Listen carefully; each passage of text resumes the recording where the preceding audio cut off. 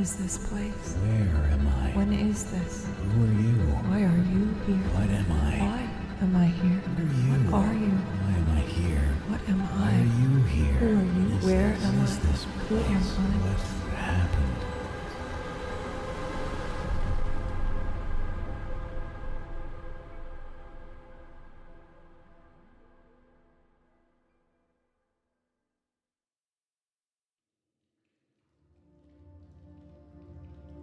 At first, there is nothing.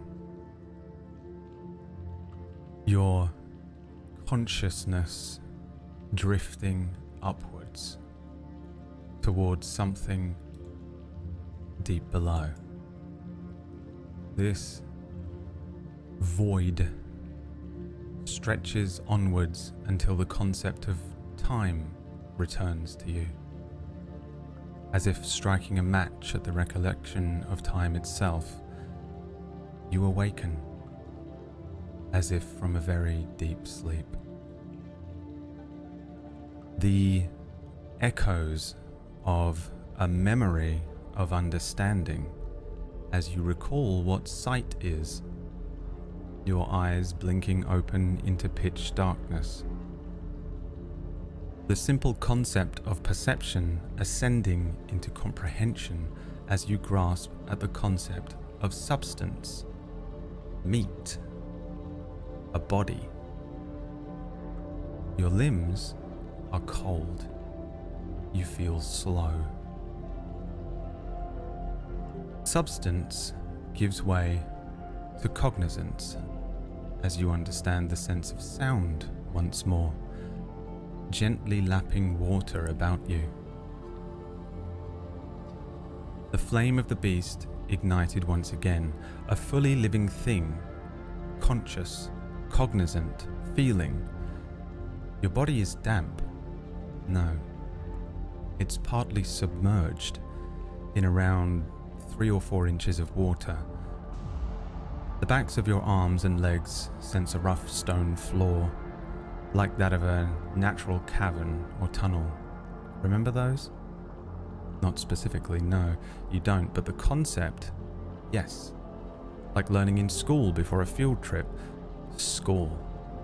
What a concept.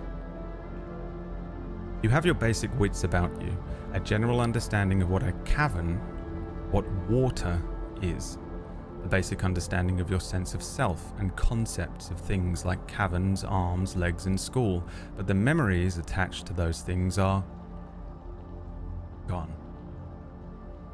You recall your semantic knowledge, your conceptual self, language, social norms, how to move your body, but it's as if you've been disconnected, unplugged, or perhaps freed from your episodic memory, your autobiographical self, your personal experiences, the events of your life, and your own individual history.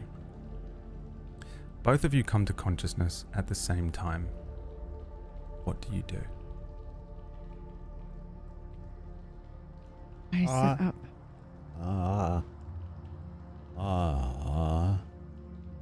I have voice, or is this my thoughts?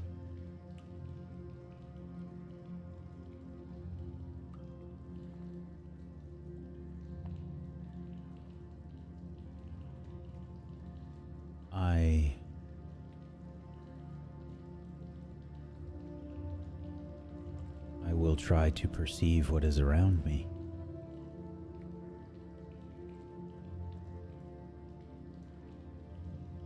Make me a perception check.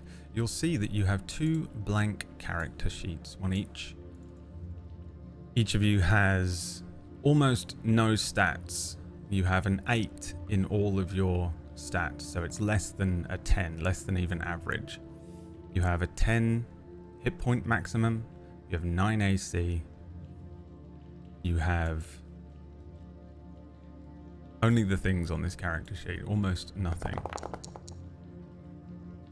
What? A 3. That is a 3. Your senses are dulled. You feel the cold water around you. You hear the sort of lap of water, some dripping. When you speak, if you were speaking, it echoes off of the nearby walls and then kind of slightly away from you. I think that's all you'd hear, unless PB, you move. I sit up. Yeah. Then you'd hear someone sitting up in this water, the same sound that you might expect, water dripping off of someone. Do my muscles hurt? You rolled a 14. Your muscles, I don't think they would hurt, no. I think you feel as if you're waking up from a deep sleep, so you're kind of remembering how to use your muscles, and maybe they sort of feel like they've not really been used in a while, but I wouldn't call it a hurt, maybe a very slight ache to it, maybe something like that, but I wouldn't call it. Are we pain. dressed? It feels as though you have one piece of fabric across you.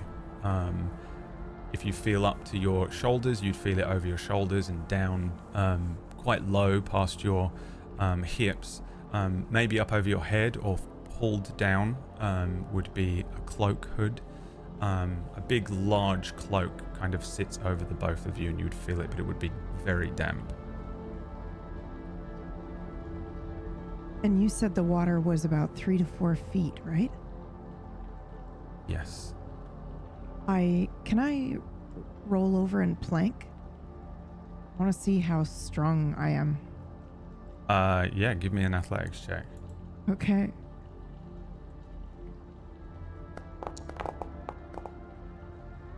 $17. You can roll over and plank for a good amount of time. You know, Does it feel like I could maybe potentially do some push-ups as well? Make me another athletics check. I think. Okay.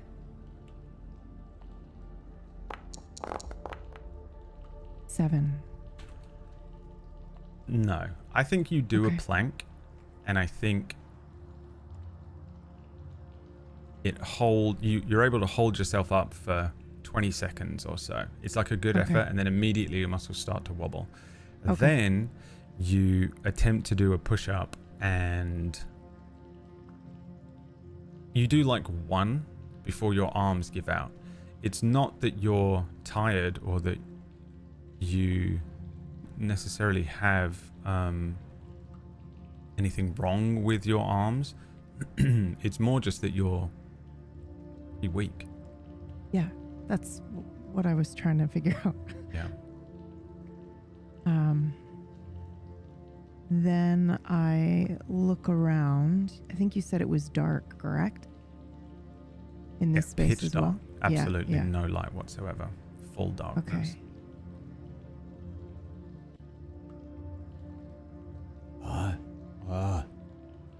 Testing my voice. Echoing off the walls. Is something there? Someone there? Does it feel like I can speak? Why don't you give it a go?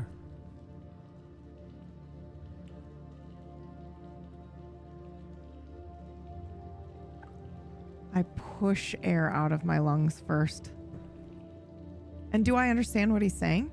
Yeah. Okay. The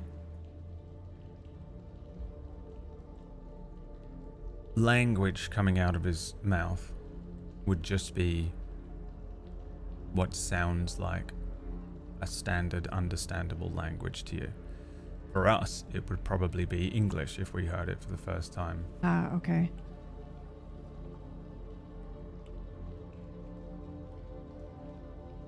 Hello?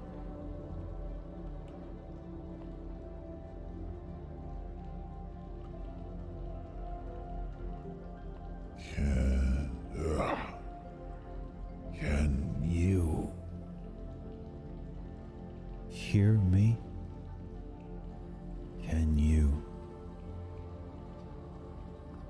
understand?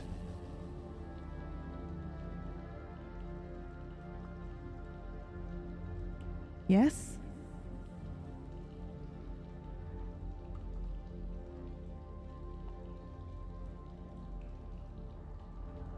Where are we? You? I?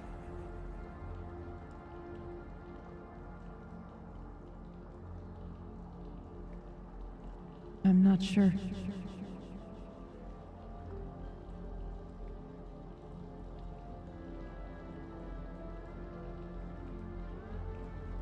I don't remember anything.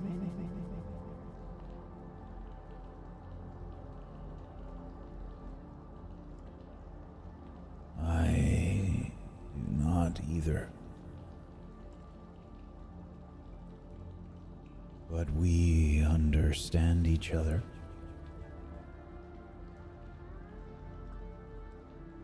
This is clear.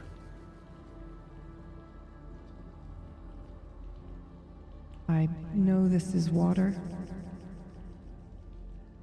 but I don't remember how to swim, if I've ever been in water before.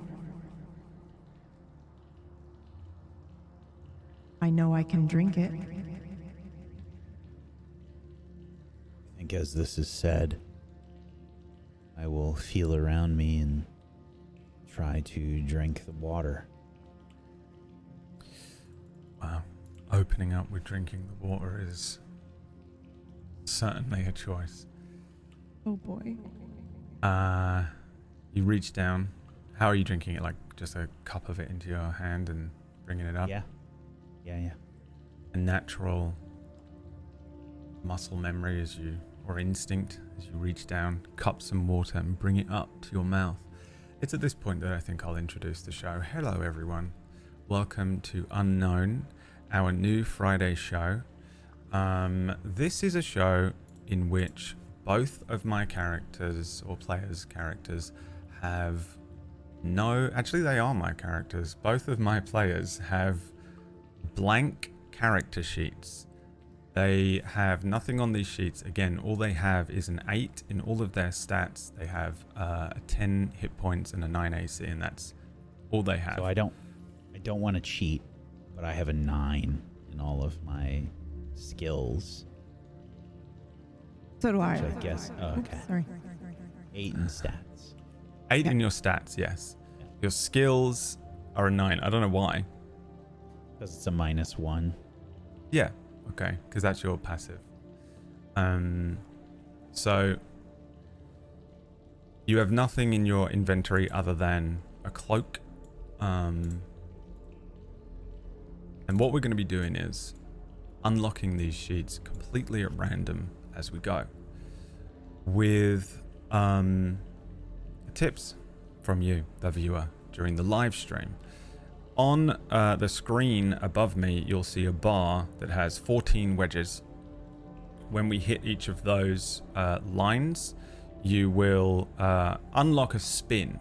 When we spin it, the wheel, and I'll get to it, it will unlock something completely random from one of their sheets, and we're going to do that for the next 8 weeks. It won't immediately spin the moment you hit the line or the marker. We're going to go to I'll find a point in the narrative that makes sense for just sitting and spinning the wheel. So we'll probably rack up a few and then do a few, and then sit and, I'll figure out how to do this whole thing. In terms of, because we're using a virtual tabletop and Foundry, I had a little play around with it. I am not sure if this works, but we'll see. There might be a bit of tech talk at some point if it matters or doesn't. And that's the show. So in advance, thank you so much for the tips. I know we've got a couple so far. As we move through the narrative, you'll see as and when we're going to spin this wheel and figure it out. For now, I'm enjoying letting them stew in the unknown, though. So I'm going to let them stew for a little while longer before I give them some information. You bring your hand down, cup some of the water, bring it up to your mouth and drink. A lot, a little. What are you doing? Little. Just a little sip. Yeah. It's cool, but it's very salty. This is salt water as you drink it, and I think I'd spit it out. yeah, instinctively you'd probably want to spit it out. It's nice to maybe feel the wetness against your lips or your tongue. There's sort of recognition of taste with salt, maybe sort of sparks somewhere within you, but yeah, it is for sure salt water.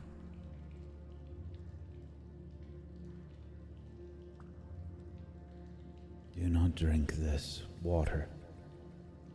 It has a salty taste. I do not know if this is the ocean or worse.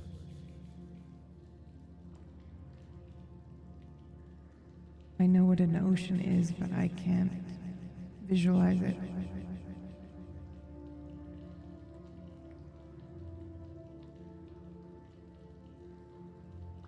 I will attempt to move around and kind of feel my surroundings. Yeah, give me another perception check.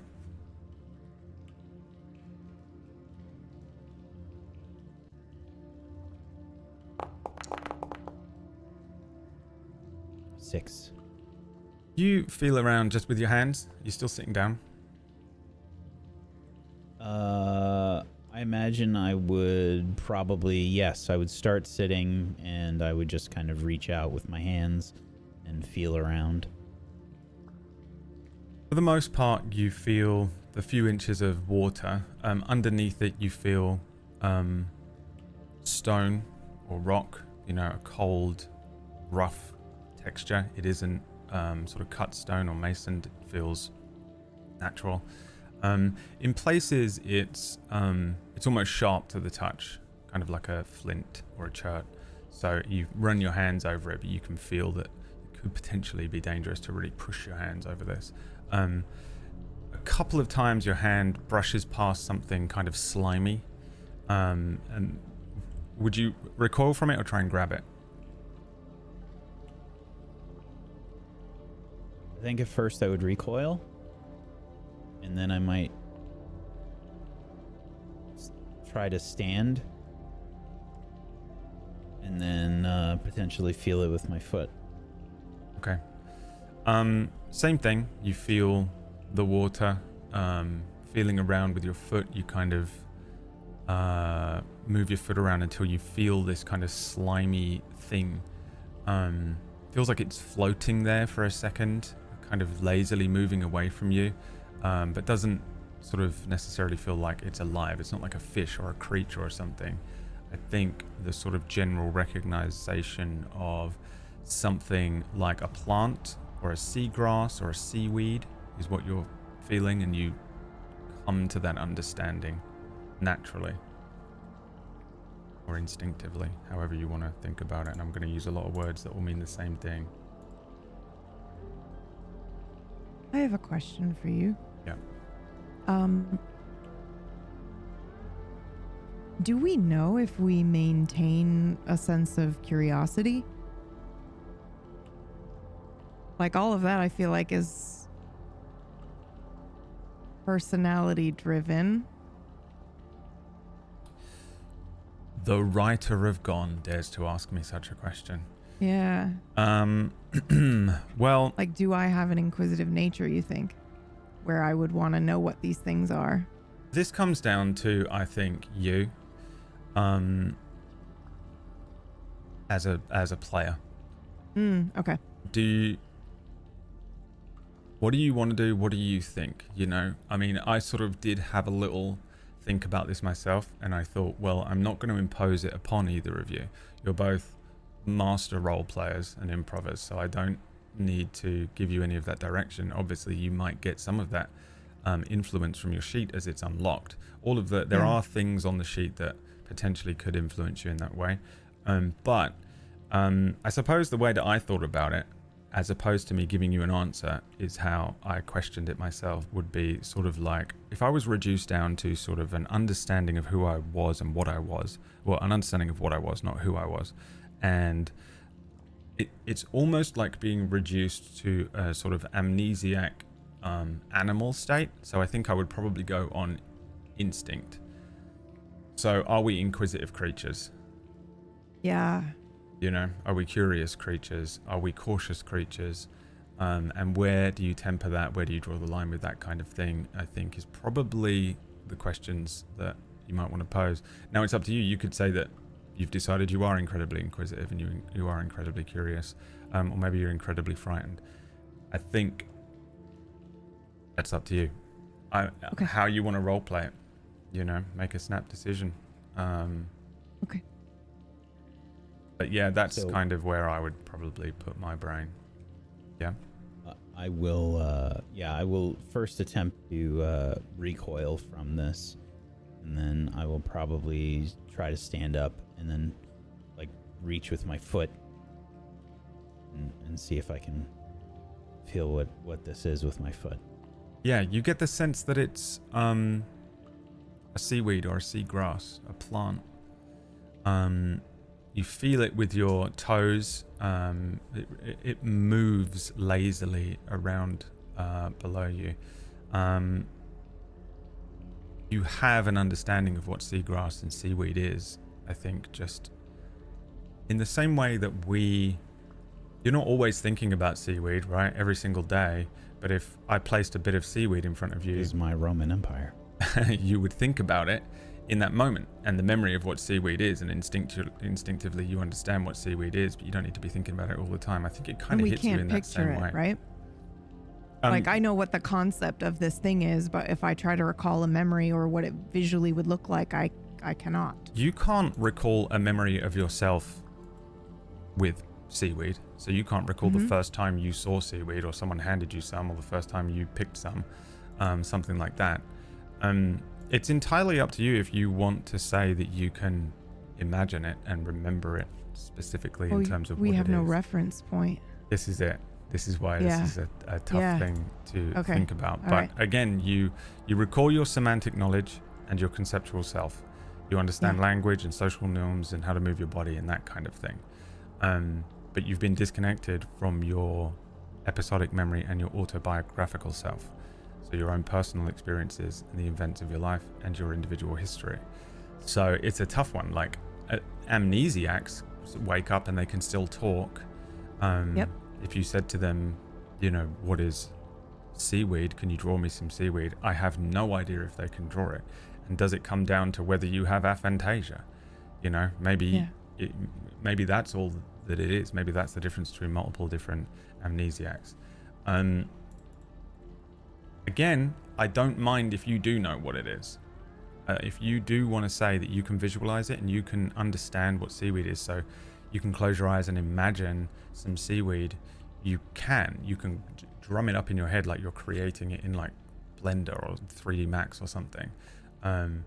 You certainly cannot recall a memory of when you learned what it was, when you felt it for the first time, when you touched what it it, even feels like. Yeah, that kind of thing. Conceptually, we would understand, but we wouldn't. As you touch it, the understanding of what it is would come to you, you know. Yeah, or even if you think about it, if somebody said to you seaweed, you would know what it was.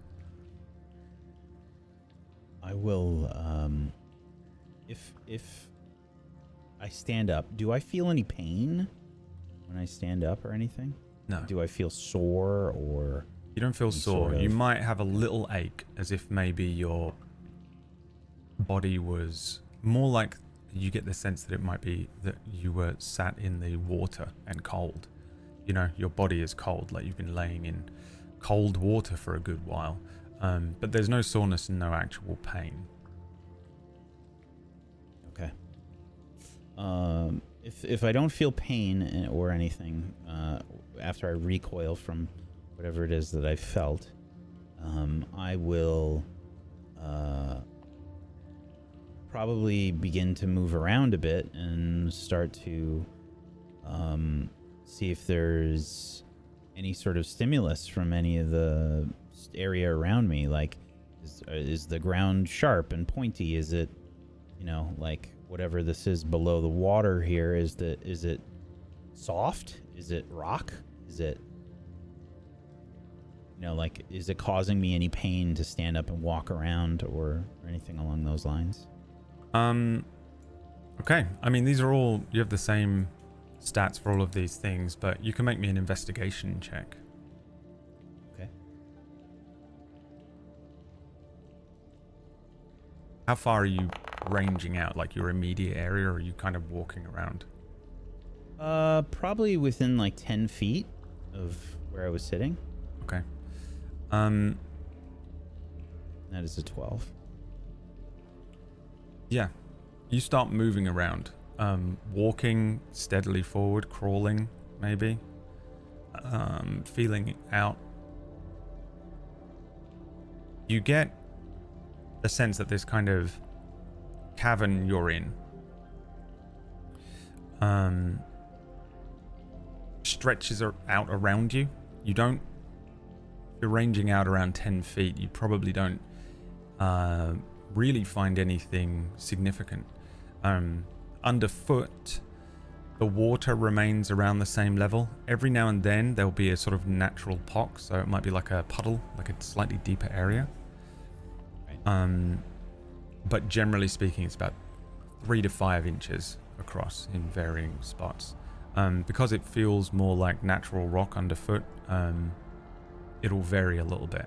The rock and the stone also just feels completely natural. It does feel scratchy and jagged, sharp in areas underfoot. Again, kind of like a chert or a flint. So natural. Yeah. Yeah, and not like natural we're in cave, okay. not All right. in a dungeon Not of a castle. Human-made, prepared. Yeah. Okay. Natural cavern is the feeling you get based on the sounds, the echoing. Every now and then, you will feel these patches of algae, long ribbon-like sort of fronds of kelp and seagrass.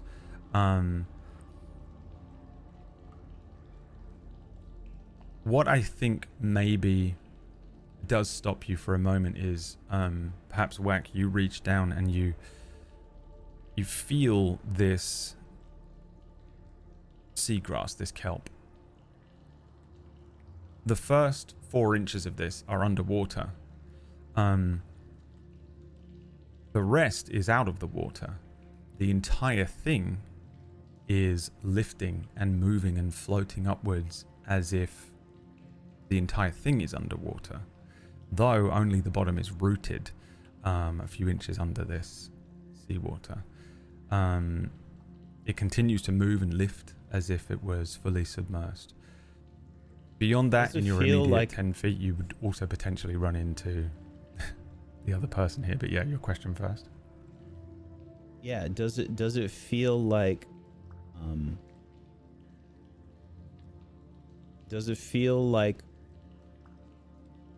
there are 2 different liquids that I am in, or does it feel like atmosphere and a liquid below me? Definitely feels like atmosphere liquid. It feels like air around you. Doesn't Okay. feel like you're in 2 separate liquid states, like an oil and water situation. Am I hungry? Good question. I think just roll me a con check for that one. Just the ability check, not Yeah. the save, right? Okay.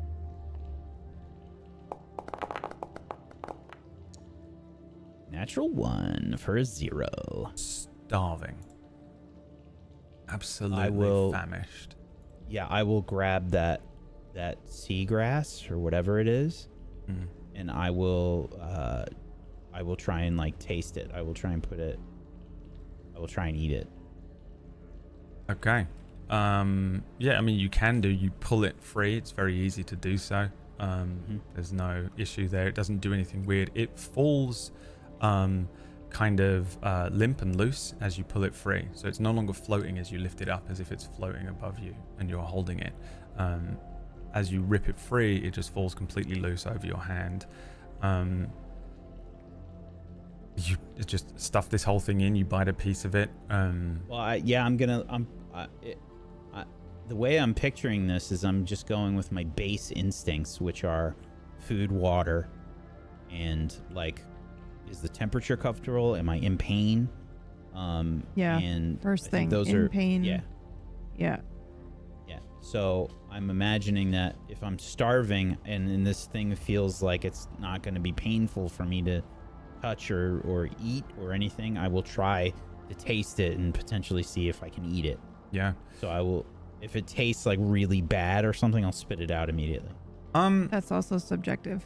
Yeah, I mean, it Right. doesn't Reliant taste. on our memory, it doesn't yeah. taste immediately like poison or shit. It just has a very sort of briny flavor. You know, kind of extremely salty, grassy, earthy flavor to it.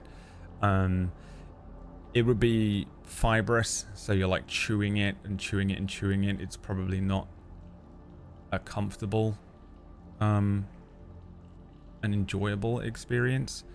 But yeah, I mean, it would probably just be like eating damp leaves. Yeah. I'll just eat it then. Yeah. I'll just like, yeah. If I put it in my mouth and it's not like causing me pain immediately, like I'll just eat it. Okay. Yeah, you can do that. Yep. I'll just kind of like chew it up and roughly eat it, and I'll probably eat like a bunch of it, honestly.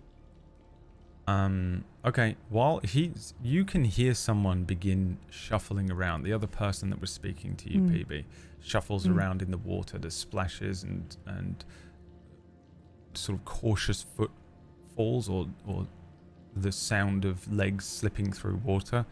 Every now and then you hear like this person stop, and then you hear this kind of sense of something being pulled from the water, the dripping of it from his hands, and then you hear him kind of chewing on something and just eating. The sounds of sort of smacking lips. I think he's so hungry, he's not going to be eating politely. You can probably hear him eating pretty audibly. Only like 5 feet away from you. What do you do? I'm just in hearing him eat. I then think I go, am I hungry as well? If it's not Way obvious less immediately. hungry. Okay. On a 12. Just like real life.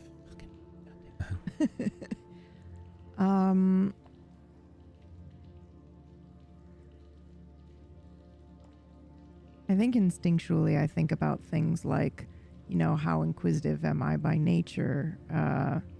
Do I understand the concept of, I mean, you said the way it sounds cavernous, like a natural wet cave or something like that. But the idea of understanding if, you know, the way the sound is traveling, do I feel like, or do I feel a draft or anything like that? Or does it just feel like we are in one small space?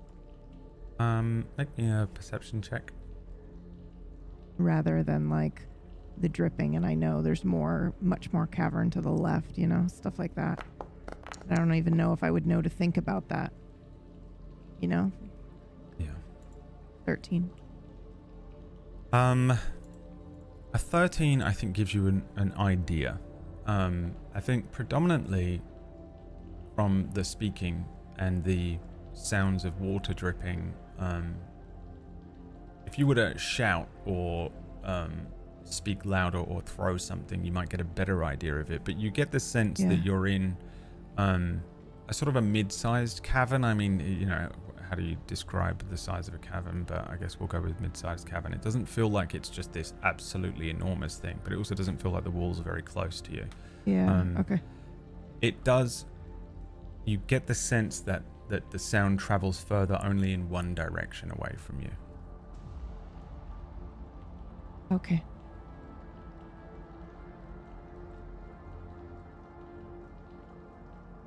I will begin to venture out further.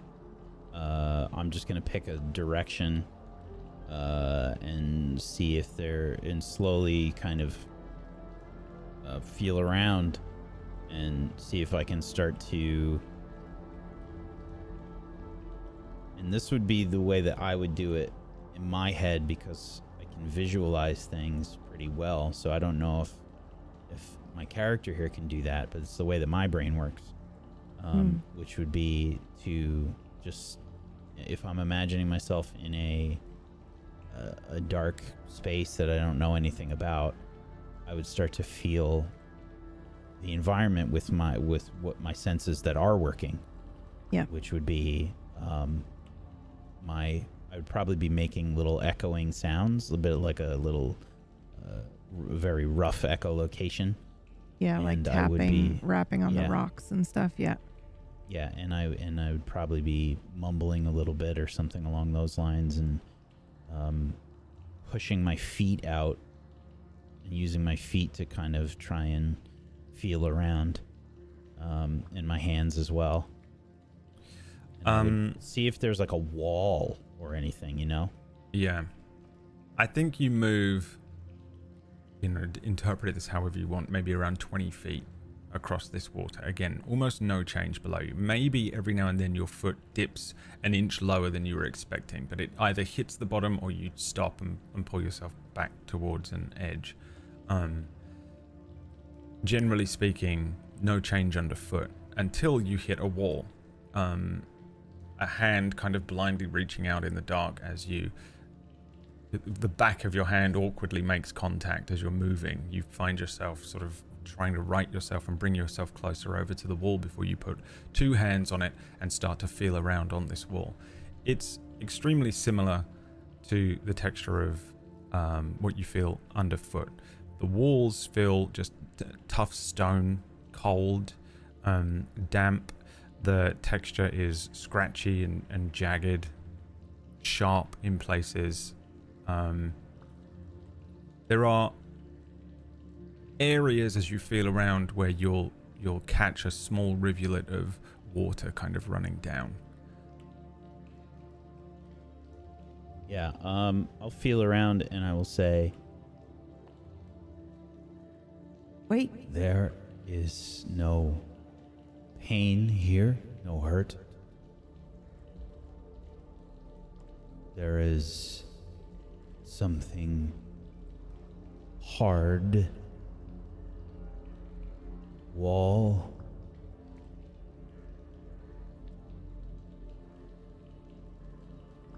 Are we alone? I don't know. Hello? I'm still like munching on the grass too, so you're just hearing me like chew occasionally. It's very feral sounding. You hear your words echoing off of the walls nearby. Again, you do hear it move away from you in one direction. We're going to just say, for the sake of giving you an idea of what those directions are, so you can have a point of reference, we'll say that it is north of you. As you're speaking, Wall, you said? No, there's. It sounds like the echo reaches further, so there is potentially. So there's an open. It sounds like there's an open space. Open space north. Yeah. You hear, this second voice say hello, hello, hello, hello, as it kind of moves further down the tunnel or the cavern that way. You, Wack, are maybe on the eastern wall here, with the person behind you. I would also purposefully not be super loud, because I think my instinct is to try and figure out where I am and then try to not draw the attention of a predator or something. Okay. So I'm not really yelling or anything along those lines. I am feeling along the wall, and I think I'm going to follow it. Northwards? Probably. I would just pick a direction and start checking around, I think. Okay. I will go this way. You What? seek harm? Hurt? Do I seek it? No.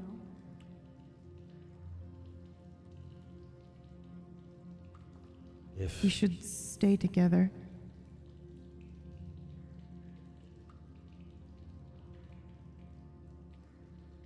I will go this way. Follow? Wait. And I'll slowly kind of like stand up and move. And I'm assuming it's the same thing where I am, able to stand. My limbs feel normal. I have no back pain. Yep. You have no back pain. Can't even visualize that anymore. I know, it's brutal. And then I will kind of walk forward. It's so crazy to think about this because even me, when I'm, like if I were to walk and wade into some water, the feeling of it around my ankles is comforting to me. I know, visuals, smells, all of that stuff does things to me. So like we have a concept that we are people, right, Brad? Yeah. But we don't know, what... we just don't know who we are. Like, yeah. Okay. So I understand the concept of like, do I understand the concept of brain damage or an accident that would occur? Do I need to be introduced to that first? Is another question. Why not roll me an intelligence check? Okay. Let's see if you're brain damaged. Yeah. Yeah. Well, it's just more like, it's easy, I think, to be like, I'm sitting down, this is wet because we're in it, right? Or like, this is dark, and then you know what light is because of that association. But, I don't know. What's the difference between an animal and an academic? Yeah. Scientific. Well, that's the thing too, right? Like if Wackenized characters were to write something down on a piece of paper, would we see that it was like, oh, that's an educated bit of handwriting? Like we don't know. Also, you said an intelligence check. Do you want me to just do like a just roll me an flat check? Yeah. Okay. Yep.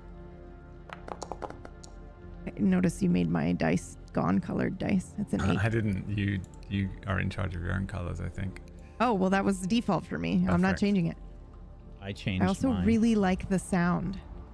Do you hear the sound it makes when these roll? Yeah, It sounds like it's in a cavern. It's very cool. You rolled an 8.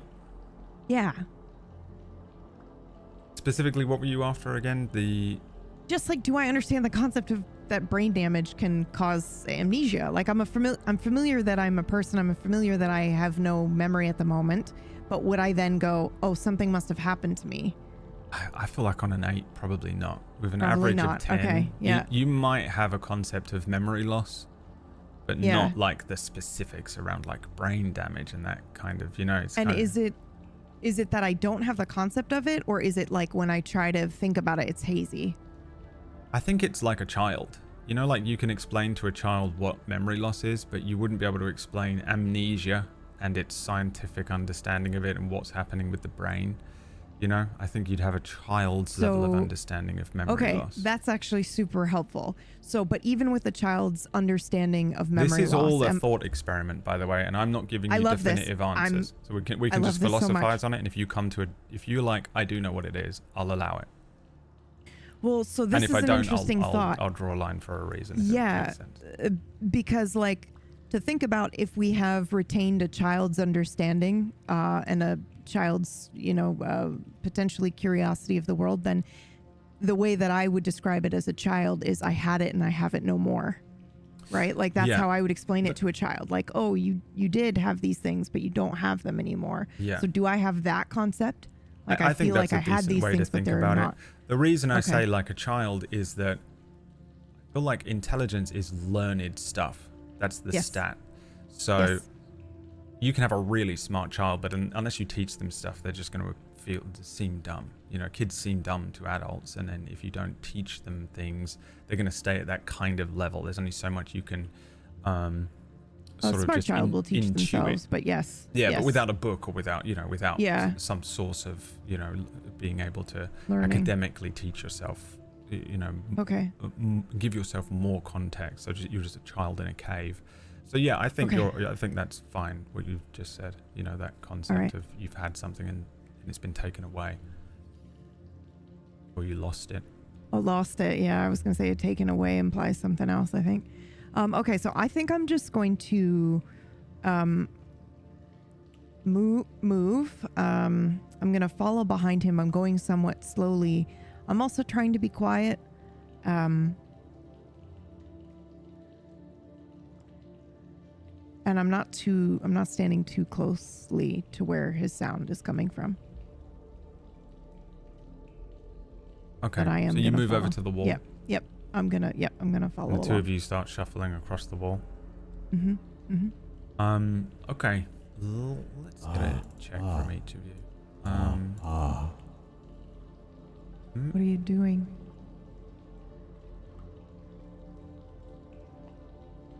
Hear differently.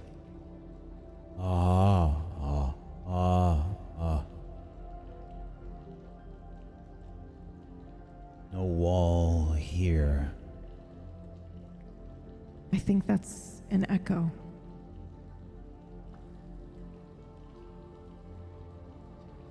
Open? Maybe. Follow? I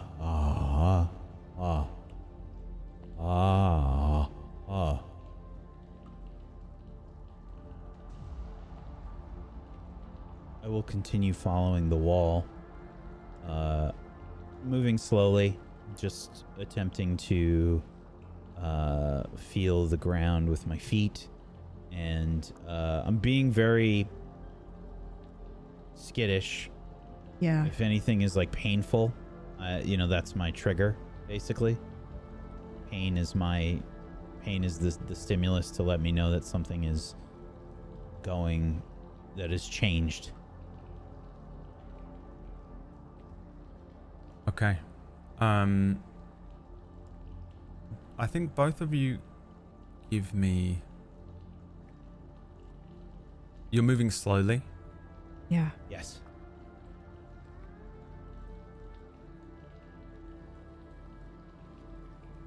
Just roll me an athletics check.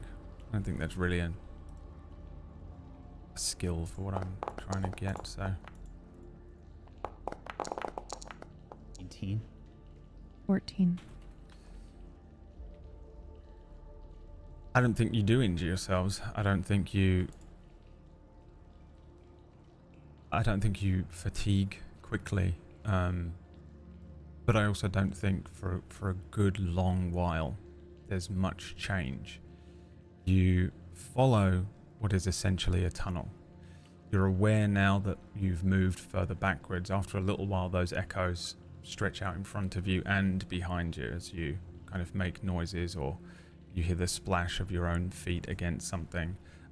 Every now and then, your feet do slip a little deeper into the water, but it's no more than a puddle or just a moment where the 5 inches becomes 7, 10, and then it really doesn't go any further up than halfway up your calf as you're moving along this. You do get the sense that it's not just a straight shot, this tunnel. It feels like it's kind of snaking. It's like moving unnaturally around. Every now and then there are bumps and changes to the tunnel wall. Again, nothing major, but it's another sense that this just feels very naturally made. You're not kind of just moving down a tunnel that's been masoned out or carved out. Before I continue, do you think you would, with really nowhere else to go, just sort of endlessly walk? Again, you're not fatiguing quickly. Yeah. Yep. I think my instinct would be, if I can't use all of my senses, I can't use my sight, I want to get to a place where I can use all of my senses. Yeah.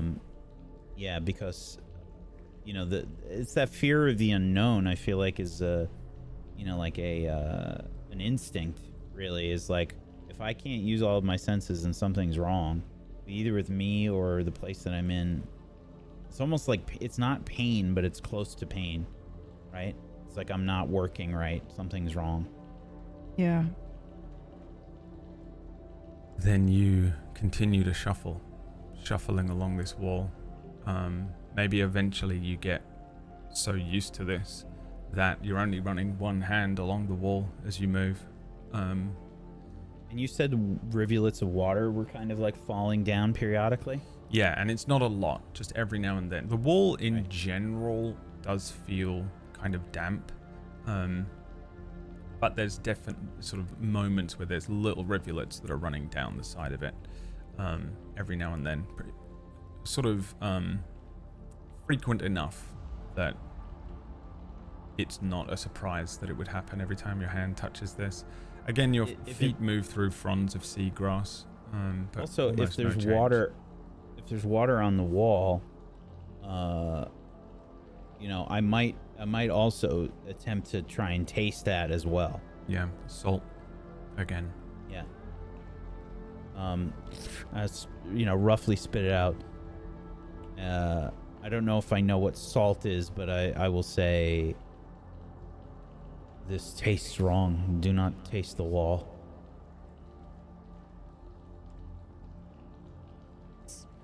Salt water. Like the ocean. Yes, ocean.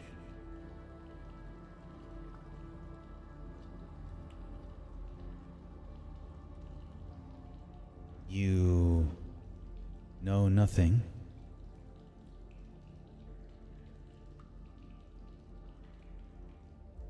No, that's not true. I understand how some things work. I have words. For instance, this is a cave. Cave. Salt water makes up the ocean.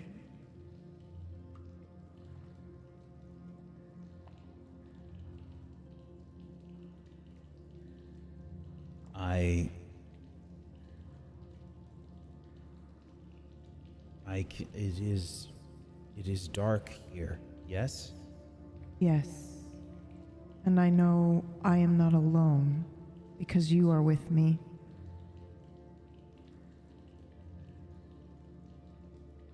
But we are alone. This is not voice in mind.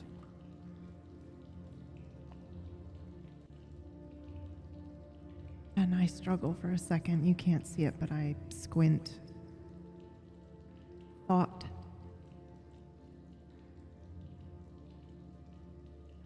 Voice in mind is thought.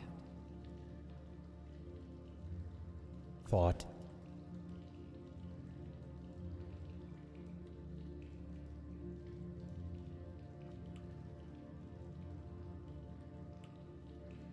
We are here for how long? I don't know. And I don't know why.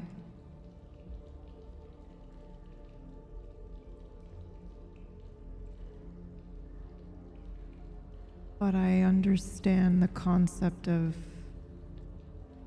injury, punishment,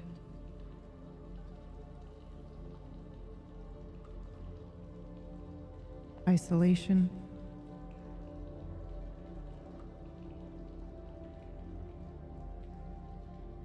Maybe we mean something to each other.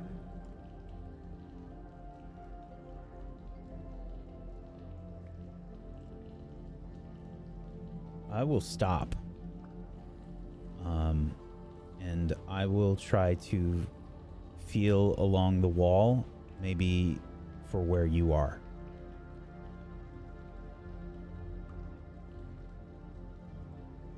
I will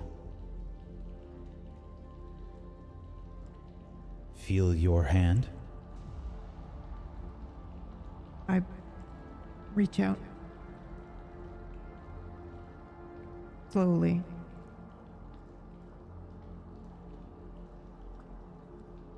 Okay. And I'm gonna try and feel her hand and maybe her arm, and then I will say your face.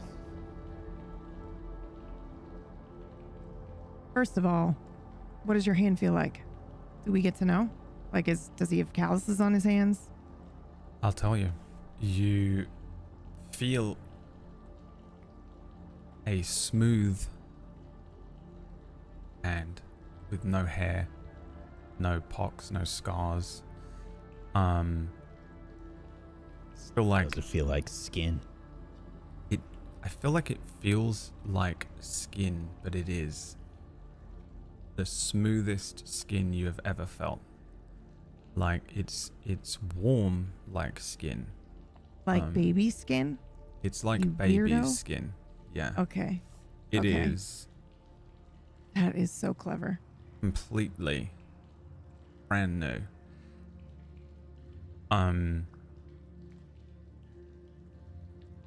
Yeah. Follow-up question. Do I know that that's unnatural? Like, I have a concept of what a person is. Do I have a concept of, like, what skin should feel like?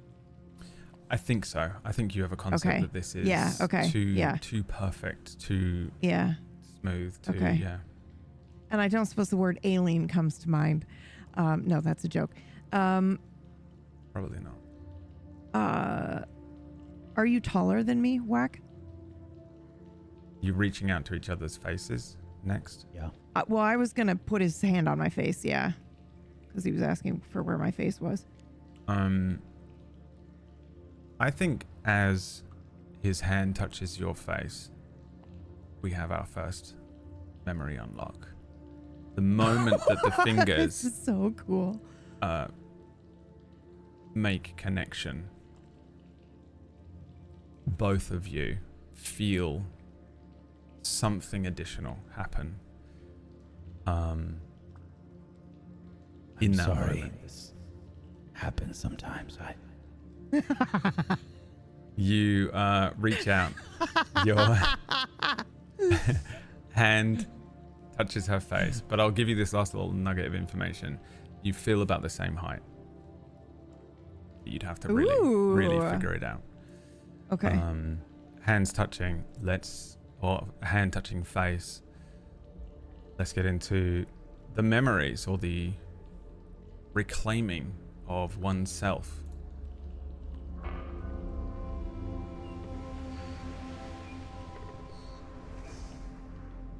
It's So, the Skyrim opening.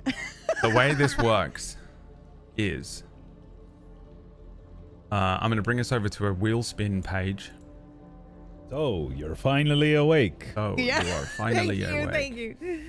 Hello, my name is Phiranaplant. The wheel spinning page is going to spin a wheel and unlock a completely random element on one of your character sheets. Ooh. We've got 3 unlocked right now, so we'll do all 3 and we'll see what you get. It could be anything. Now this is, I think there's 82 things on there. That's not all of them. There are more that will sort of unlock once you, either when you unlock prerequisite things or as we get further on, you know, and more context is given. Let's do the first one. Let's see what it is. It's spinning. The first thing to unlock in the entire campaign. EB's bonds. This is going to be fucking wild. What? Wait, what? I thought that, I didn't know that was an actual thing. I thought you were making a joke. Nope. EB bonds, what? Mm-hmm. Wait, I'm sorry. Okay, hold on. Did how many are on that wheel?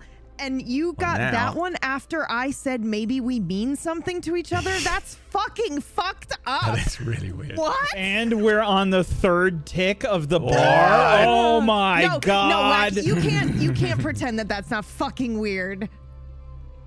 All right, we're down to 81 things.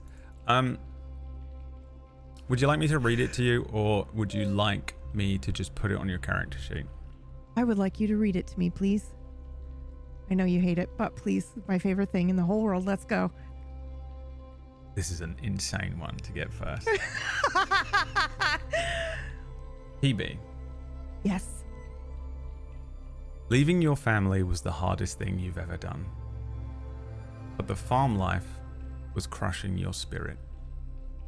The sky called to you, the land whispered, and the sea was singing. When she found you, you knew this was the calling, the whisper, and the song. After becoming her shish, your bond to her transcended family and became something deeply spiritual. To honor her, you became a Shari yourself, and in her memory, you strive to be the best mentor you can.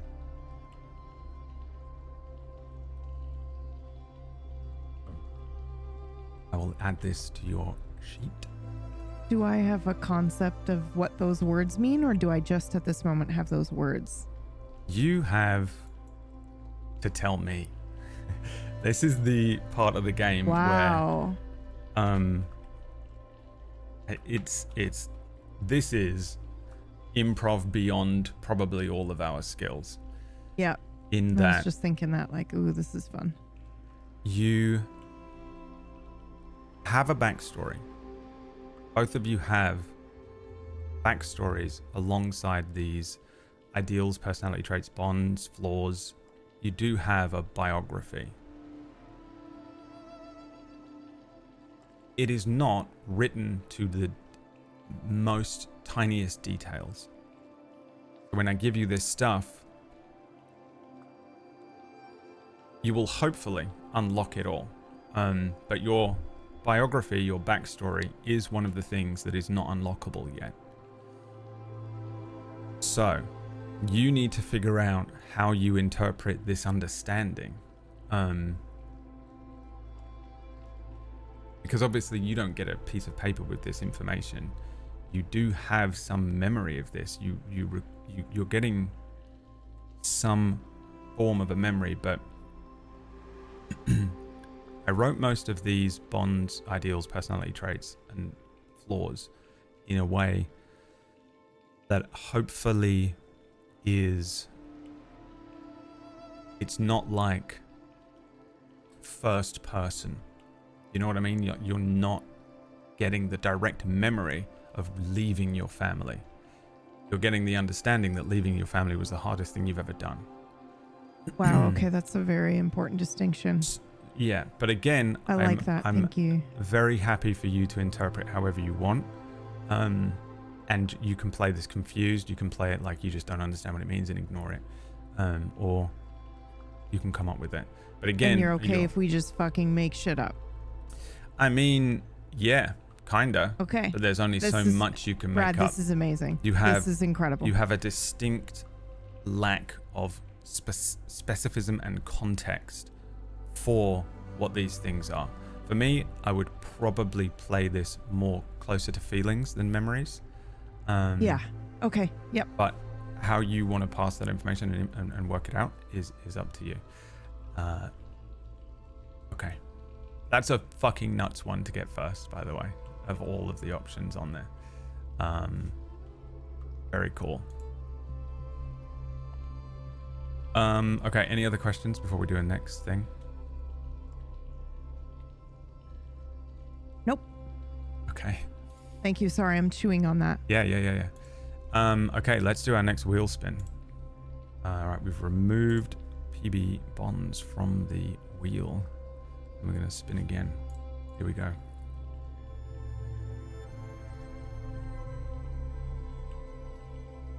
Next one is Whack tool proficiencies. Significantly different.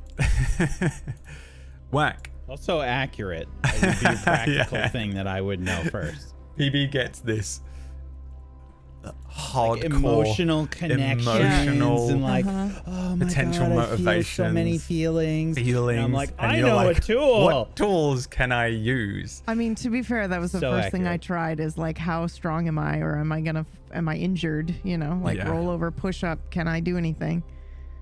Okay, so the tool proficiencies that you have, sorry, I have to be very careful with how I speak. Every time it might get a little, like anyone who hates when we talk slowly and don't just spam through all of the things, I'm being very careful with how I speak, because everything I say while I have your true sheets open, the Freudian slips are right there for me at all times. So What did it say about that? your tool proficiencies are cartographer's tools,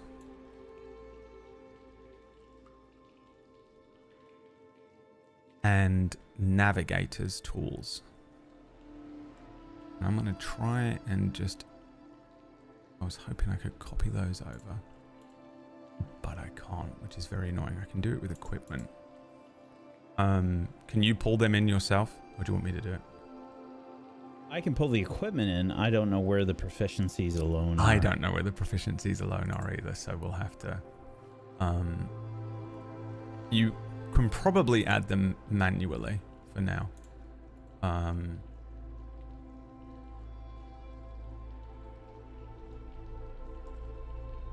And we'll have a look. And this is what I mean when I say I'm not 100% sure, because some of this stuff comes from background, some of this stuff comes from class. Surely you can add manual tool proficiencies. Okay. I'll leave it to you for 5 minutes. If you figure it out, great. If you don't, No worries. so, I think some of this is going to be shit we get to between sessions, or we just never get to it and you'll just have to add it manually, and when we come to do it, we're just going to play manual D&D. We'll just roll the dice. But just try and add it on your sheet somewhere so that at least we know you have it, just in case you want to use cartographer's tools today, even though you have nothing but a cloak on your back. All right. The third spin. Are we ready? Thank you everyone for tipping, by the way. This one is going to be a little different. I think we've been shouting out and stuff with the tips and thanking everybody.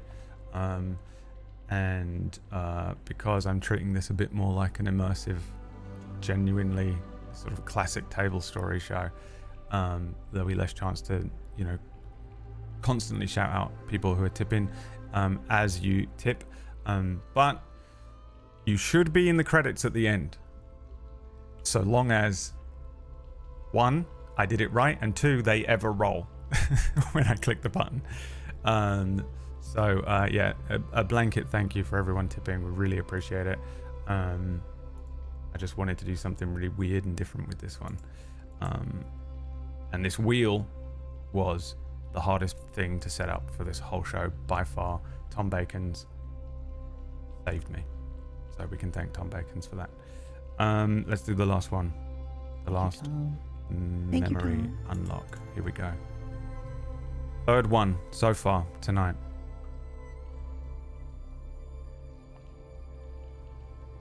PB's fucking class. What? Oh, what? Holy shit. Okay. Wow. What do I need to remove? I need to remove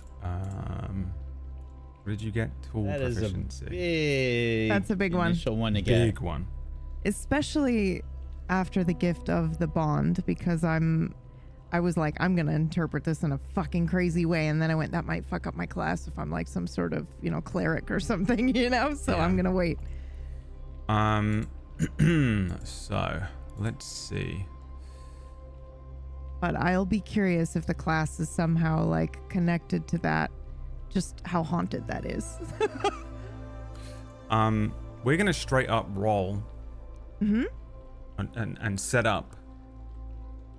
You haven't unlocked your level, so you are level Right. 1. Yep. The class that you've unlocked here is cleric. Had a feeling. So, You made me religious. you're welcome. Thanks. Half the reason the bond... I was like, hopefully that bond comes up on like level 4. Or like week 4 or whatever, you know? Can I... Oh, so I don't know what type of cleric I am though either, and I can't improv it, right? Currently, you're only level 1, so it doesn't matter. You only get... You don't pick the... But what I'm saying is if I wanted to connect that first bond and memory to my class, we could do that, and then whatever we'll just...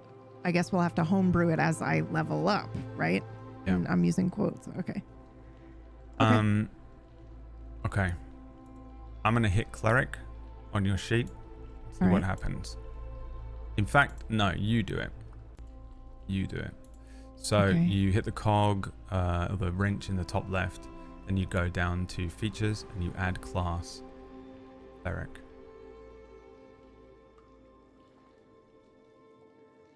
There are... Oh, right. Edit. I think I can go over here.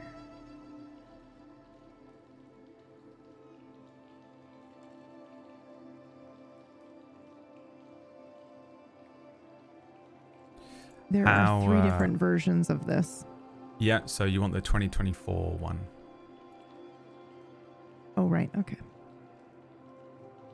And the 2024 rule set again.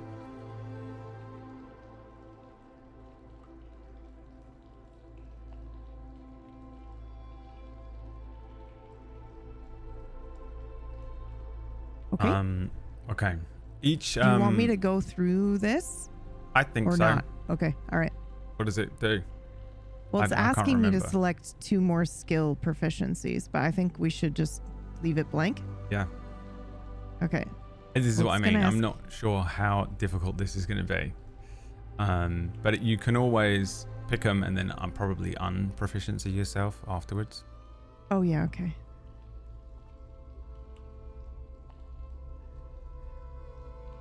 Armor. I'm just hitting next, and it's letting me without picking anything at all. Right.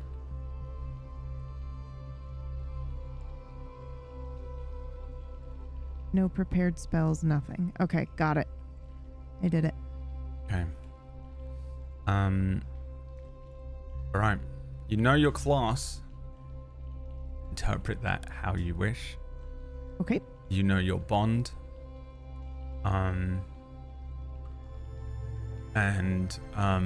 Yeah, Whack, you understand cartography and navigation. So hilarious that he's literally working on a map of All the you've show. been doing all day. Yep. Is cartography and navigation. Yep.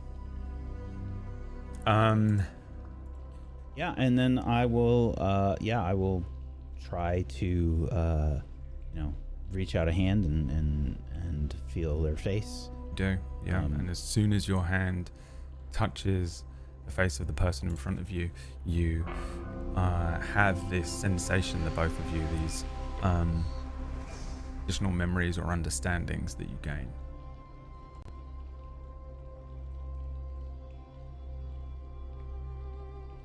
What does their face feel like? Entirely blank. There's not even a nose. There's no lips. There are no eyes. There's no that's hair, horrifying. no eyebrows, no wrinkles. So they're the question from DC. The other question. It's entirely blank, and as you run a hand further up, no hair on the top of the head. It's just smooth and bald. You probably wouldn't know what that feels like, but just try and imagine it. And then maybe you feel the underside of the cloak that's sitting on top of their head. The sense of it being skin and warm to the touch, like the way a human head would feel, remains. It feels like flesh, but it's completely blank. Do we know that that's weird? Absolutely. Okay, yeah. Yeah. I'm sorry. This is your face? How does it feel when he touches my face? I think it feels exactly how you would expect it to feel. But your face, his hand doesn't stop at a nose or something, like you would expect his hand to get caught on the underside of your nose or something. But in terms of the sense of feeling, it does feel like you're someone's hand running over the skin of your face and head. And so, but I understand that I feel like I should have eyebrows and eyes and a nose and a mouth, and I don't. Correct. I back up immediately and put my hand to the wall.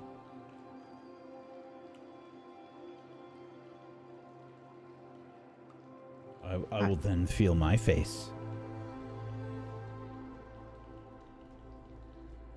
The same. How? This isn't right. Something is wrong. How do we breathe? How do we speak? How do don't know. we...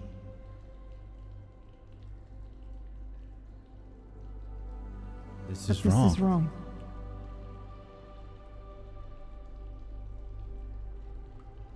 I wish we had another tip so that I could just immediately unlock something on that for this story. But we don't. Don't make me make Wack cry and ruin the immersion. We do, actually. We is do. Is that not what that 4 is? I didn't see it go up. Let's go right now. It's spinning. You both speak at the same time, and Wack, you unlock your dexterity score. Oh! It's negative 12. It's 18. Whoa! It's massive. Go ahead and put 18 in there. Thank you so much for the tips, everybody. How many are we going to unlock? Yeah, this is wild. Yeah. I can't believe you're hitting all the massive ones. This is crazy. You speak at the same time, and again, I think there's something in touching this person's face, touching your own face, and then hearing the two of you speak at the same time just sparks something in you. It's not a memory exactly. It's not a feeling. It's muscle memory. It's sort of a recapturing of a phantom pain as your understanding of your own body coalesces within you into something that translates into dexterity, nimbleness, acrobatics, that kind of thing. I don't know how immediate that would feel to you, but you were pretty weak and a little unstable on an 8 dex score, and to go straight up to an 18, I'm not sure if that would feel superhuman for a moment. That's my next question as well, is like, does he now have definition? Does he have muscles? Well, no, I'm over here, but I mean, I'm curious if that, all right, no, I'm not going to feel him. You don't know, do you? 'Cause you're not in yet, darkness. anyway. So I, and this is gonna sound kind of fucked up, but I guess I know like propriety, like, you know what I'm saying, like, because I feel like my curiosity might overwhelm some of my thoughts here, and I might start feeling all around. You know what I'm saying? So like, if it's your face, like, is the rest of you like that? I think I'm in the same. I think I'm scared, to be honest with you, because if I have a concept of what people are and that I am one and that I have eyes and a nose and a mouth and then we don't, then that's terrifying, and our skin is too perfect. So yeah, I think I'm immediately like, okay, follow-up question, Brad, because I was going based off of me and my concept of reality, but do we have a concept of magic? Like, would I be able to then go, magic has done this to me? Roll me an Arcana check. Oh, wow. Okay. most important roll so far. Fine. No pressure. You said Arcana, right? Arcana, please. No pressure. 20. Shut the fuck up. Shut the fuck up. Whether it's a 19, but it was a natural 20. It was a nat 20, down yeah. to a 19. You absolutely have a concept of magic. Okay. Whether that is the connection being made from cleric to arcana and the concept of what magic is, or whether that's just something that comes to you as a flash of inspiration, or whether you just think of it naturally and then you're like, oh yeah, magic. Either way, you fully and completely understand the concept of magic as one might in this setting. Okay.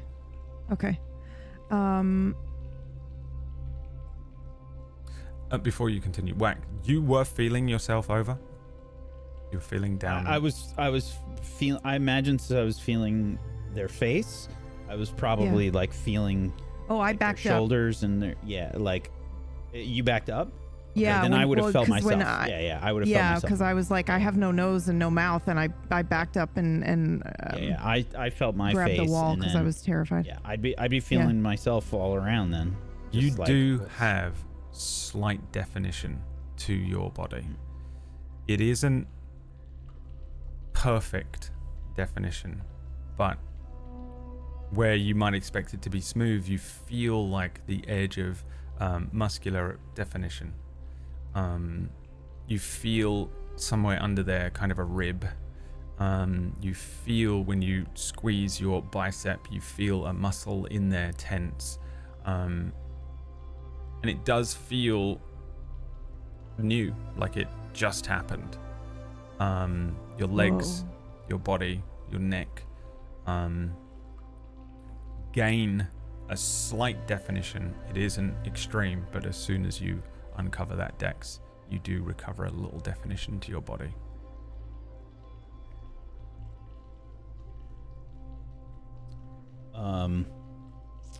Yeah, I immediately think like the mouth is where I eat. Why? How did I eat?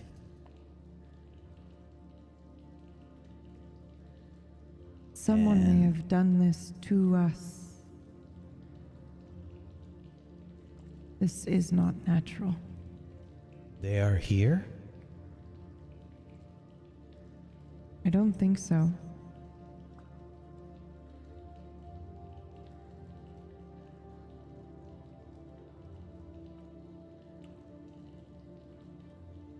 We must find. We must seek food, water. We must find.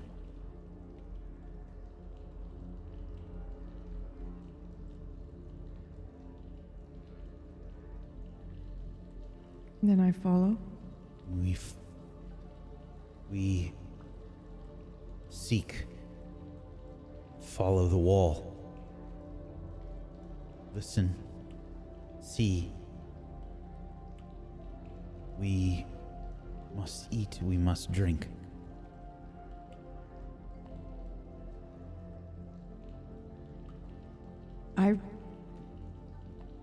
I walk forward, and I think I reach out to touch you again, because last time I touched you, I remembered something.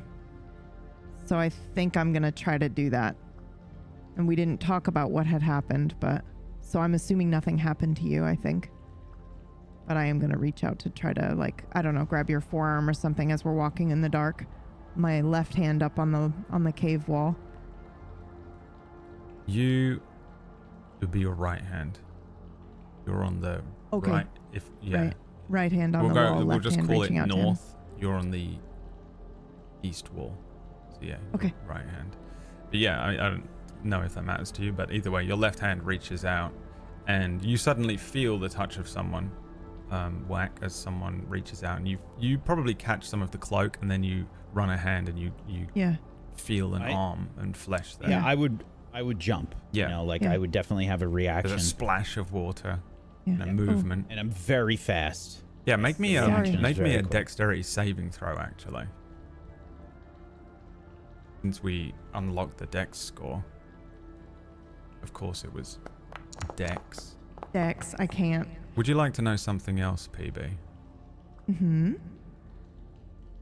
You hear this Me too. song? Yeah. The two songs that have been played so far are by somebody called Dex 1200. No. You're welcome. A No. 23. No. A good portion of this music is brought to you by Dex 1200. Thank you, Dex.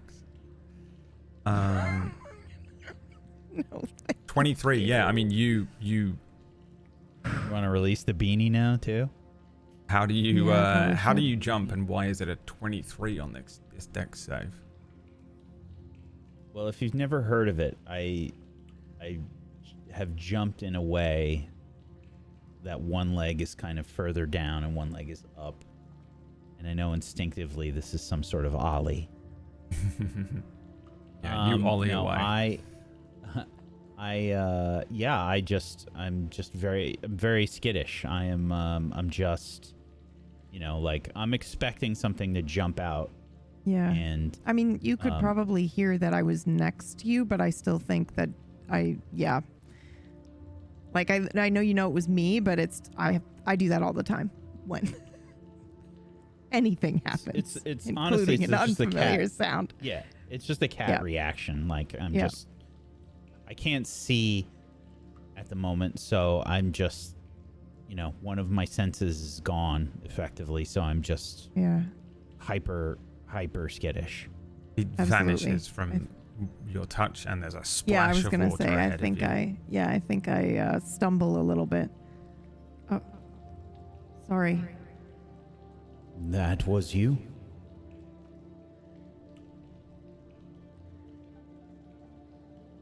Yes, when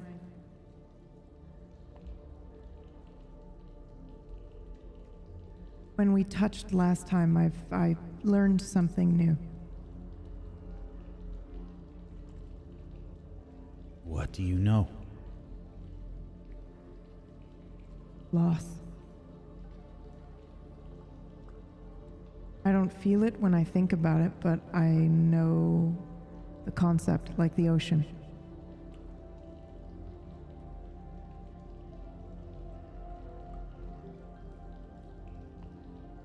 I can see in my mind pictures of where What do we you have see? gone.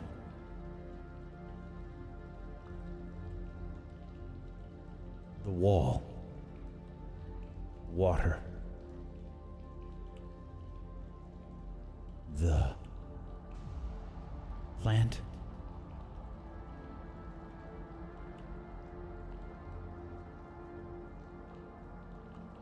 I am drawing our path in my mind.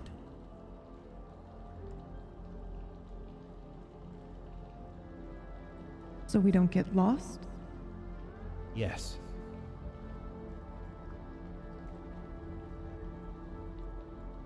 There's a Follow. word for that. I don't know what it is. We must find food and water. Do we even need it anymore? I am hungry. My stomach pains me. Stomach? A little, not a lot.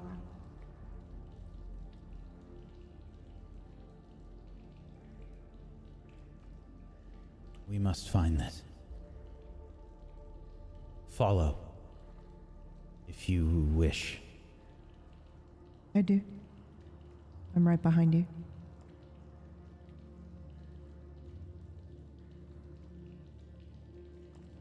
And I will keep moving. I'm trying to feel for anything different. My primary goals right now are to be able to see, to find food, to find water. Yeah. those are my main goals, and I'm very skittish in how I'm moving. I'm very like slow, and I'm feeling the ground with my feet. I'm feeling the wall with my hands, and I am just being cautious. And I'm trying to feel like, does the wall feel different? Does it feel like the water levels? If the water levels are changing, if the sounds are different, stuff like that. I wonder if you have a new found sense of elevation as well with cartography. Sorry. Just thinking out loud. You can make me another investigation check, Whack. And just to clarify, PB, you did touch his arm and there was no additional flash of memory. Yeah, okay. You did make contact.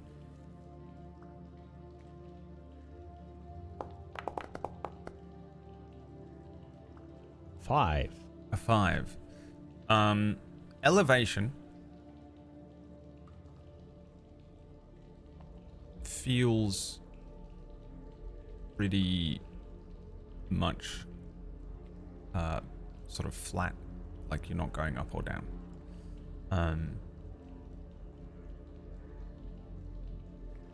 Other than that, really, it's the same thing.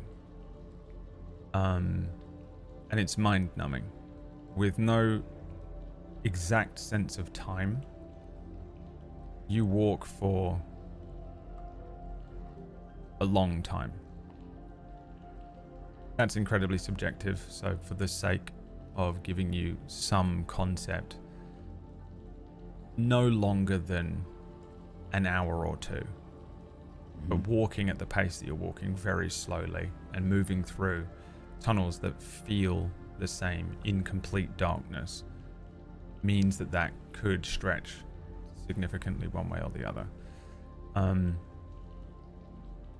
Nothing but the walls, the cold, the wet, the damp, the fronds of seagrass and kelp and seaweed underfoot. Every now and then a patch of algae across your hand or underfoot.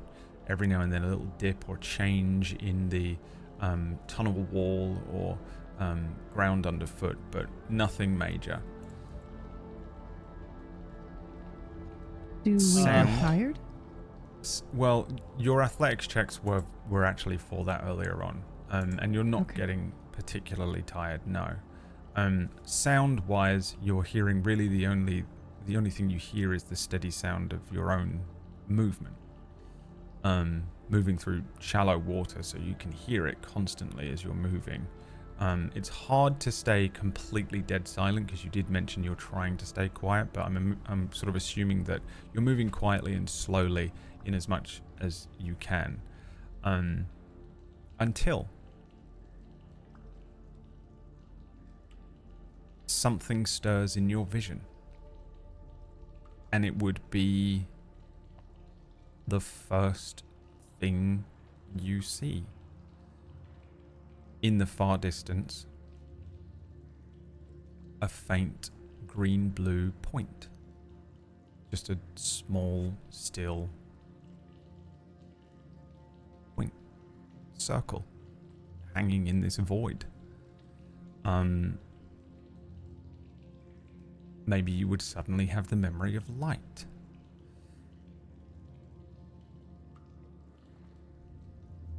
This is the first thing you see. Do you see?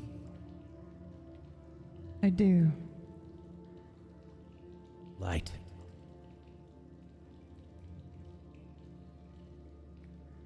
An exit, perhaps, or entrance. What makes this?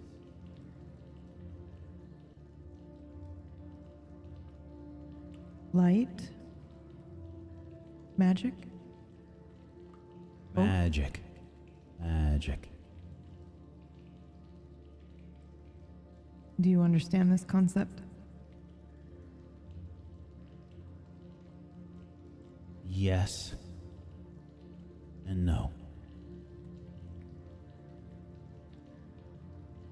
Which? I Light or magic? know of these things, but I do not understand them.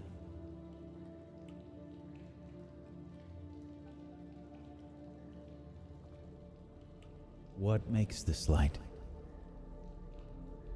Magic, you say? Maybe. I don't know.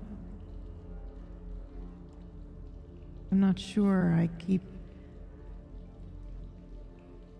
waiting for a reaction one way or the other about a lot of things.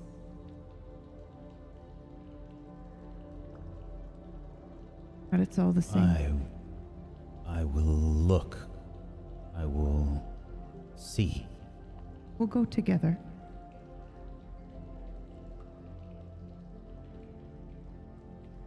I begin to head towards the light. And again, I'm already super skittish. So it's like paranoia ramps up another level. Yeah. Like any change in the environment around me is going to draw my attention. Okay. Yeah, I mean, you continue moving forward. Moving towards the light. Yeah, effectively. towards the light. Shuffling steps as quietly and as hypervigilantly as you can. So for a while, all that happens is that the glow grows, swells, and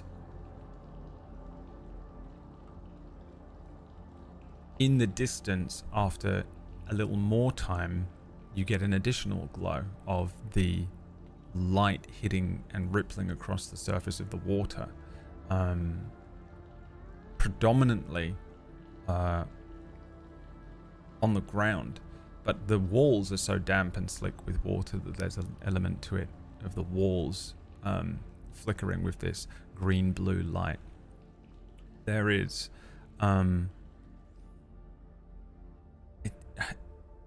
for a bit, you're seeing the light hit only what's in the far distance. As you get closer and closer, you can make out more details, and you see maybe what you expect to see, a tunnel, basically, with a kind of a circular feel, maybe about 45 feet across. Water running like a river from side to side, downwards, but it's circular in shape at distance. As you get sort of closer, it feels less curved on the walls, but ahead of you it becomes kind of circular where the light is. Even closer to this, you're now close enough that the light allows you to actually see one another for the first time, as the light reflects off of the walls. At some point, you look to one another and you see a blank face, Horrifying. a blank body with blank skin. For PB, you see somebody with a little definition to their body. No detail. No, you don't see like birthmarks or moles. You don't see anything like nipples. You don't see a belly button. There's just a cloaked individual in front of you with just a massive penis. An enormous penis. No, you don't see anything. No definition. Barbie doll. Ken doll. Where there should be definition, there's sort of indistinction. Specifically, as Wack, your character sees PB's. No definition. Pure indistinction. Just a figure. You're both the same height. It seems to be about the same weight. The only difference is really being the cloaks that you wear, and now with some blue-green light you can make out the colours. Wack wears a pale, torn blue cloak. PB wears a red one. In the gloom, the sort of tattered cloaks about your shoulders are almost really the only way that you can define who is who. If we were to look at the two of you, though Wack has a little more definition to him. The color of your skin is the dice color. For no, real? I didn't. Because it. I don't know how you only joined the VTT 5 minutes before the show. I'm just saying it defaulted to having Wack color be the color of my cloak, and my dice are the color of his cloak. I changed mine. Okay. Yeah. I spent 5 minutes figuring it out. Okay. You your skin is sort of a sallow grey. Smooth, but in terms of color it's kind of matte, like a matte grey. Yeah. Very light grey, but grey all the same.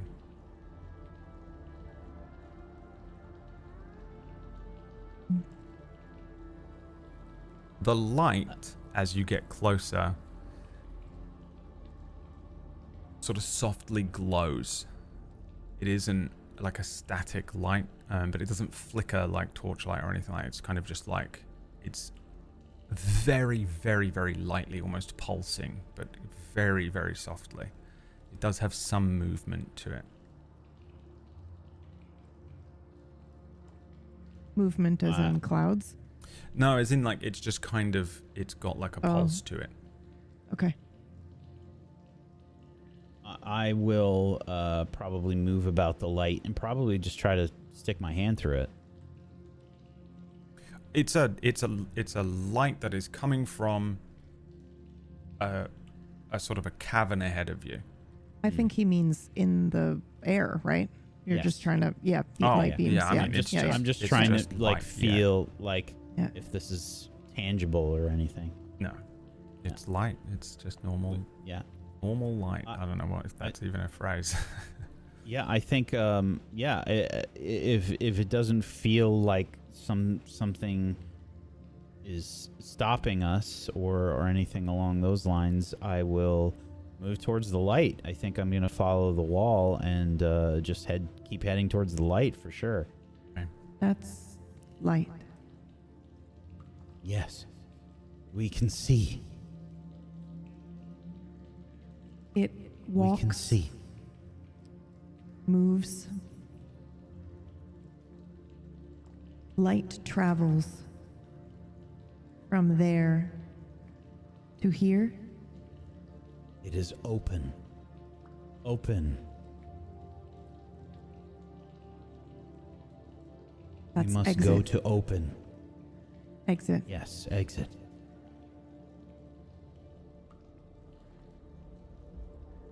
Okay, you are walking towards it further. Yes. Approach. Quiet. Faster.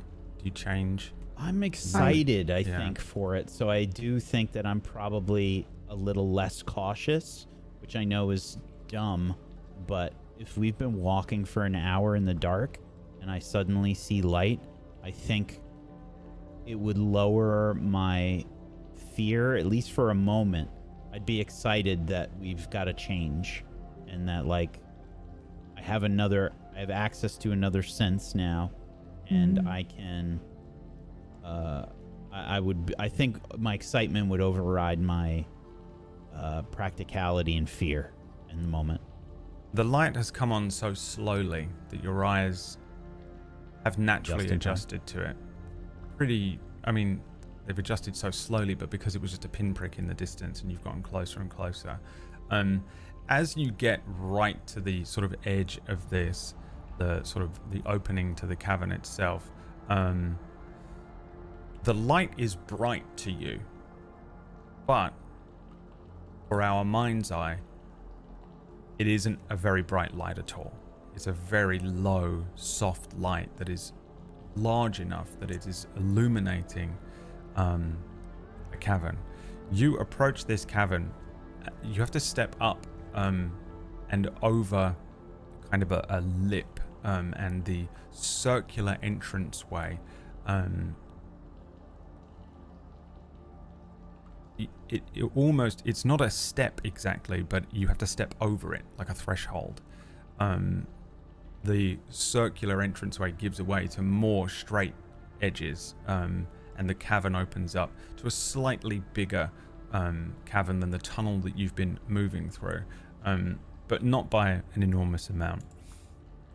As you step in, the first thing I think your eyes would be drawn to would be the source of light. There's a steady green-blue glow, closer to green than blue, of a rock in the center northern part of this cavern, just sticking up out of the ground. It's providing this sort of gentle illumination that to your eyes is incredible. You know, it's brilliant and bright. And for the first time other than each other, you see other people. As soon as you appear in this sort of cavern, circular cavern opening and step over this threshold, they turn. A few of them turning to you, a quiet excitement, movement and expectation sort of shuffles through them.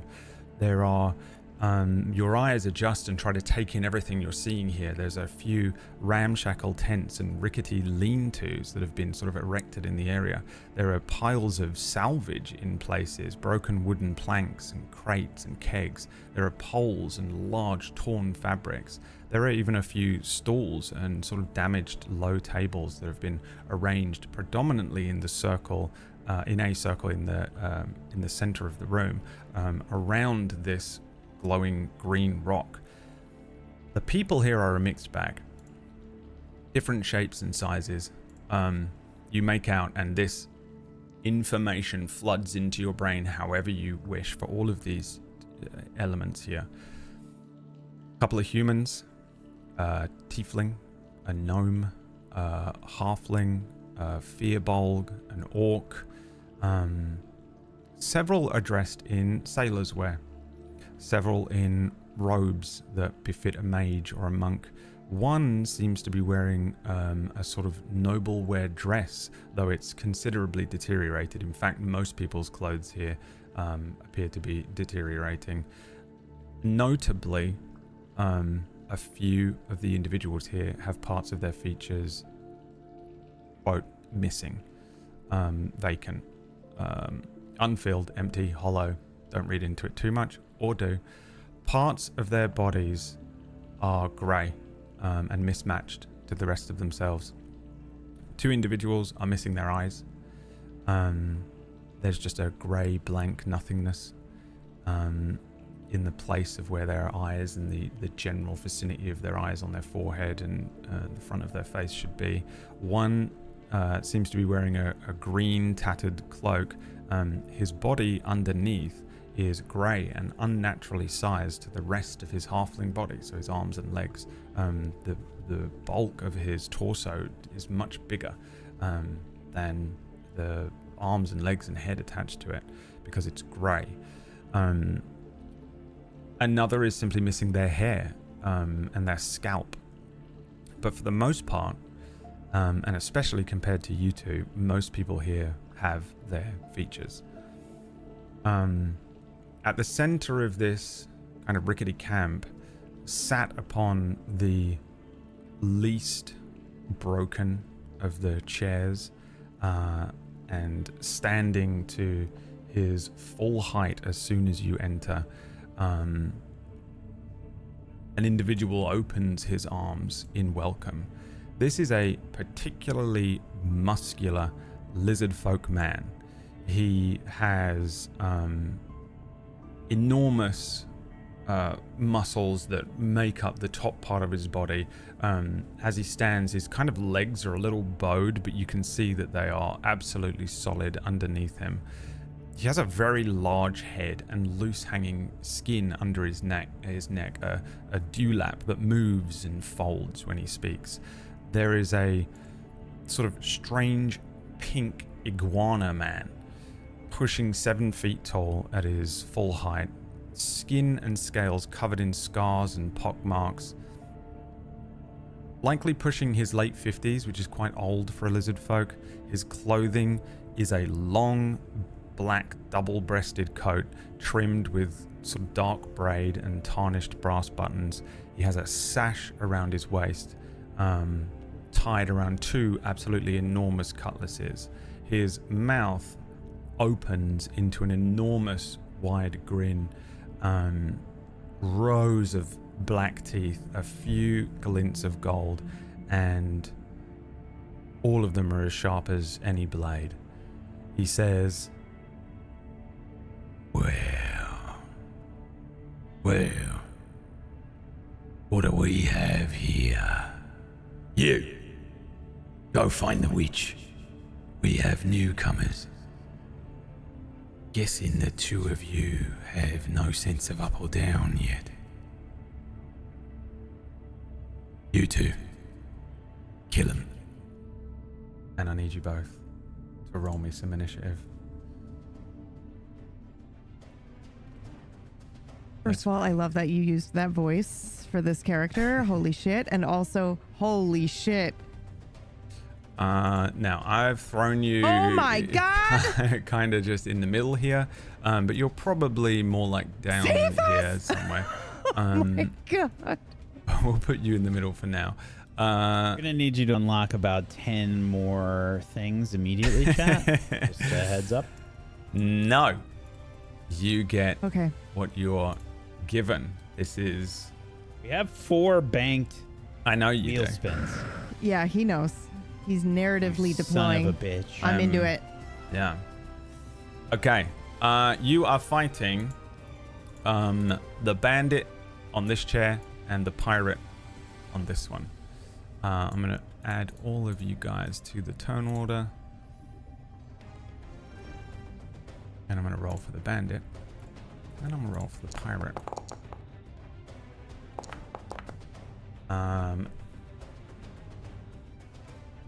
Again, the 2 cross swords on the top right. You can right click it to pop it out. And then you can just roll your Oh, it initiative will straight pop it from out that. now. Yeah, just right Nice. click the cross swords at the top.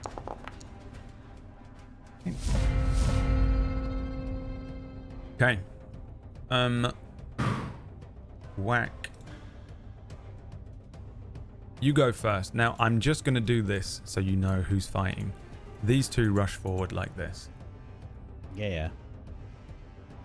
in the cutscene. And you can do whatever you want to do.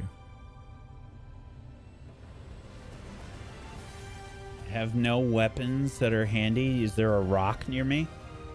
You can grab a rock off the ground. Yeah, if it doesn't look like I can run because there's a lot of people here, I'm definitely going to grab a rock and try and like hit the person that's rushing towards me. This is probably an improvised weapon, isn't it? Yeah. So this, I think... I don't think I know how to add an improvised weapon to your sheet, but I I'm might gonna just see if have I it can. in equipment. I have unarmed strike in there. Yeah, you have an unarmed strike. I added that. Okay, let's just do rules as written. Oh wait, we need the new rules. Did I get them? I did get them, but it was a week ago. Okay. So, improvised weapons. Deals 1d4 assigned damage type appropriate to the object. So, are you throwing it or rushing forward and hitting with it? Good question. I think I'd probably throw it and look for a way to run. If there's this many people around us, like, I'm not trying to fight. I'm trying to distract and run. Okay. In that case, roll. I mean, you can roll with your dex, so it would be a d20 plus your dex plus your proficiency.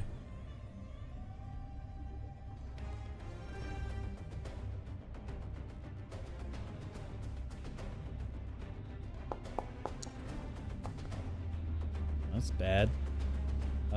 That's gonna be a 7. A 7? Yep. Okay, the rock, and you're throwing it at the bandit? Yeah. This rock launches... You just whip a rock up off the ground. It's pretty, like, quickly and instinctively done as you just pull up a rock from the ground. It's like a chunk of flint, and you just buzz it towards this bandit. It launches high over his head. You hear it clatter against the back wall, rolling through some of the debris. There's all this kind of like random scraps and salvage around. A complete miss. There's laughter from around you, from a handful of the people here. Not everyone, but a handful of people laugh immediately, including the giant lizard folk man in front of you, whose name is Hector, and he just cackles laughing. All right, you want to do anything else on your turn? Yeah, I'm trying to run the fuck away. If we Yep. come out of this cave, we came from the south. You came out of this way, this entrance. Okay. All right. Yeah. North looks like the least resistance. So I'm imagining that I'm just gonna try to run that way. Okay. And I might try to grab Red's arm along the way. Okay.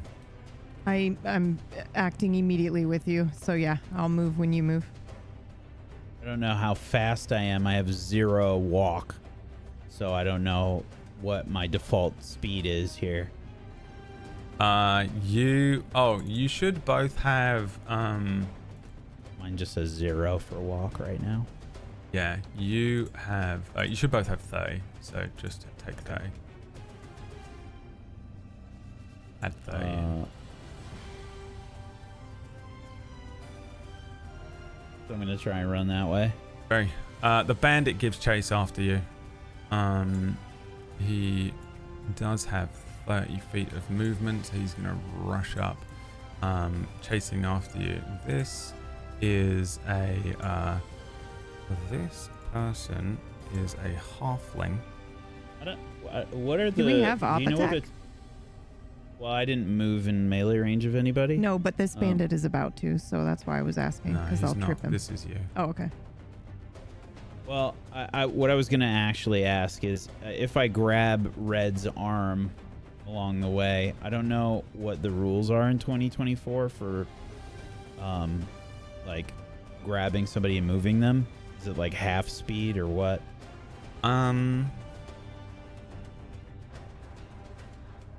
It is normally half speed. But I don't know if you need an action to be able to do it. That's what I'm wondering.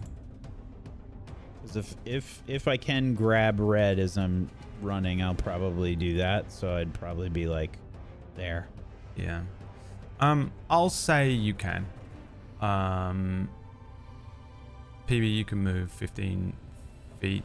That would put us here? Yeah, I guess you'd be wherever he is, in the space behind him. And yeah, Whack, you move half your movement. The bandit will, in that case, yeah, you're not moving as fast, so we'll probably just move to block your path and get to here. Darting across, jumping over the glowing stone in the center of the room and sliding in front of you, this bandit will appear. They pull out a cutlass of their own, a very long curved kind of scimitar, and they just bring it down towards you, Whack. Let's see what their attack roll is. An 8. And that is a miss. Your AC is still 9. No, it's 14 because of my dex. Because your dex went up. Oh, wow. Sliding in beside you, they just kind of like completely miss you and continue to run forward. They collide with this kind of lean-to.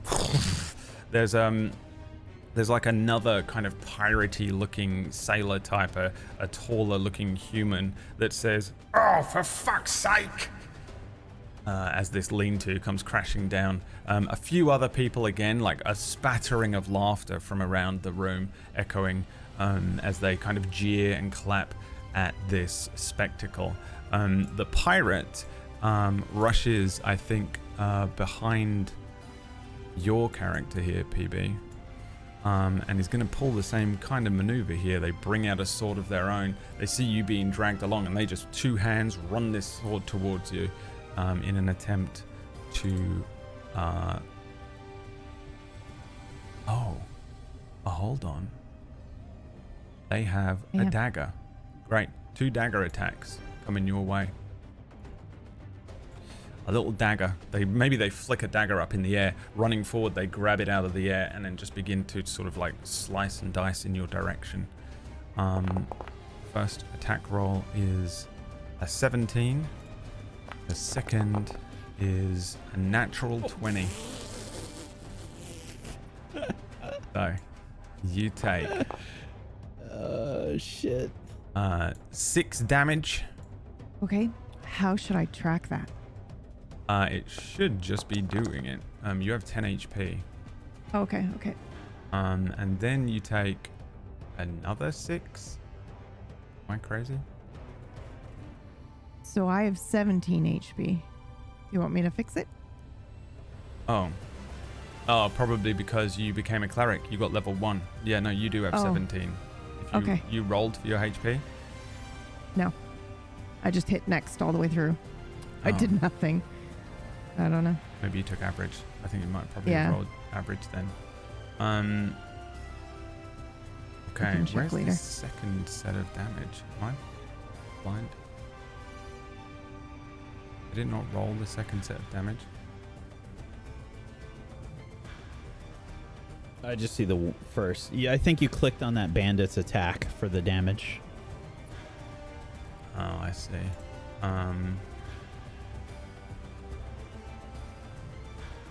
This looks different to me. Foundry. Did they change something? I mean, they've been doing updates. Yeah.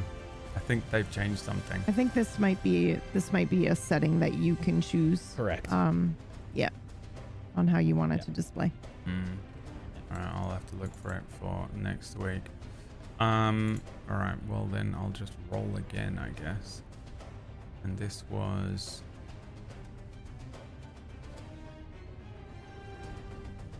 a dagger attack.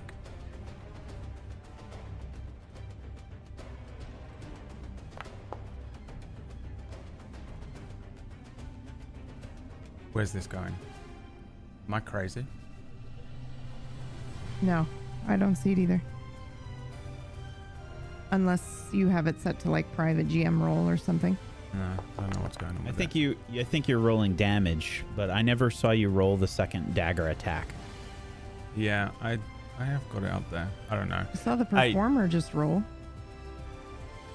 Oh, yeah, I just saw the Oh, you have it selected. Clicked on the yeah, performer, you clicked on the performer ever instead of the clicking, pirate. so I don't know what's going on. Oh, okay. All right. Well, maybe I did. You also... It's 8 damage. Okay. Another 8. She is red targeted? Yeah. Okay. Yeah. Yep. 2 slices.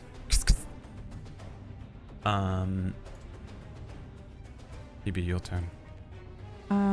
Okay. Pirate behind you, bandit in front of Wack.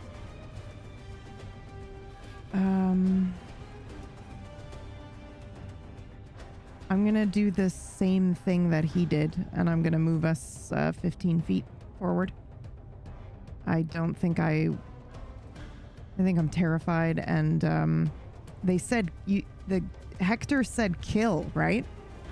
Yeah. Yeah, fuck that. I don't think I know anything that I can do other than run. So 5, 10, 15. So I would draw op attack, and so would he. I don't think Wack will. Oh, okay. Or do you, because you're choosing to go?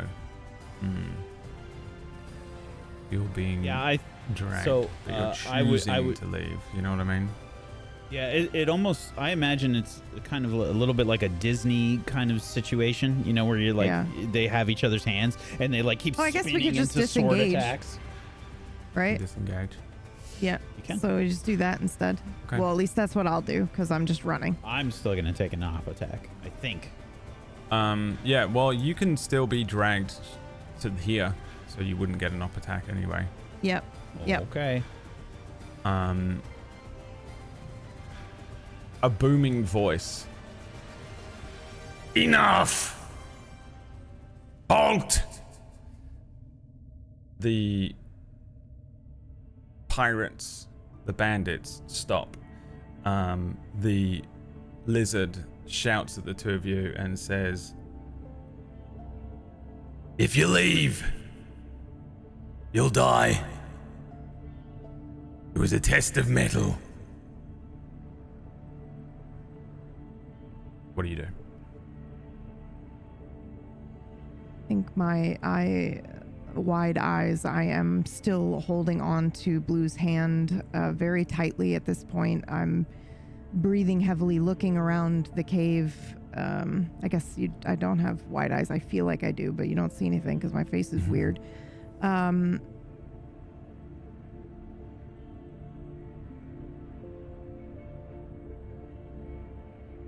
How do we know you're not lying? You said kill them. But you're not dead. I could kill you like that. Look how many boys I got.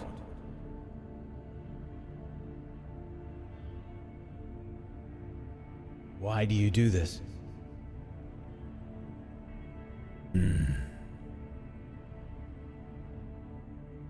It's important to find out who's capable. It's important to see if you've already figured some things out.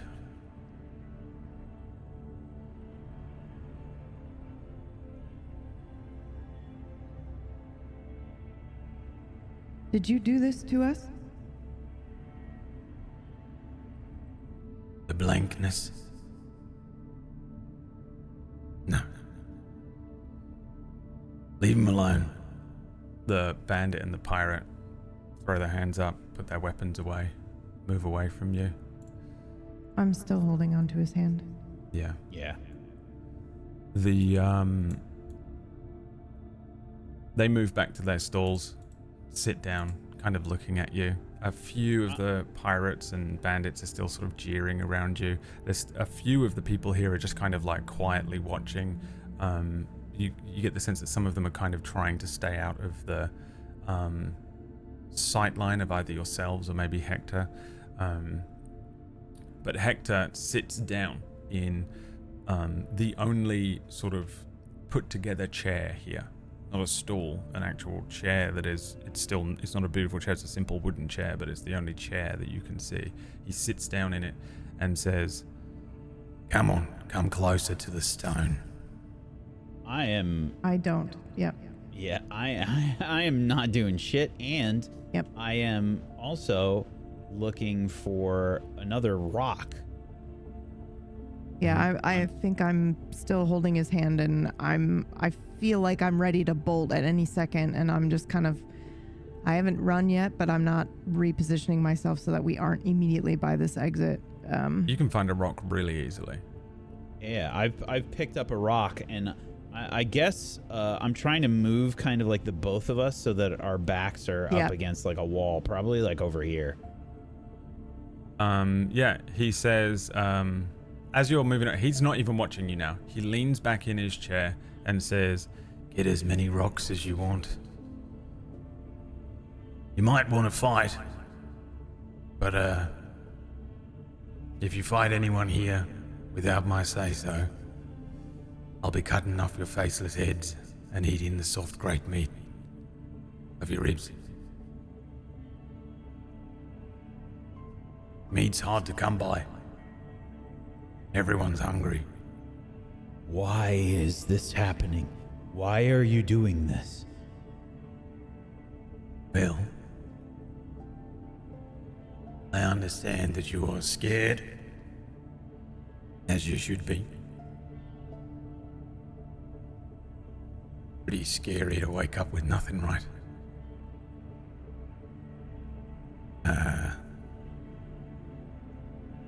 Let's see.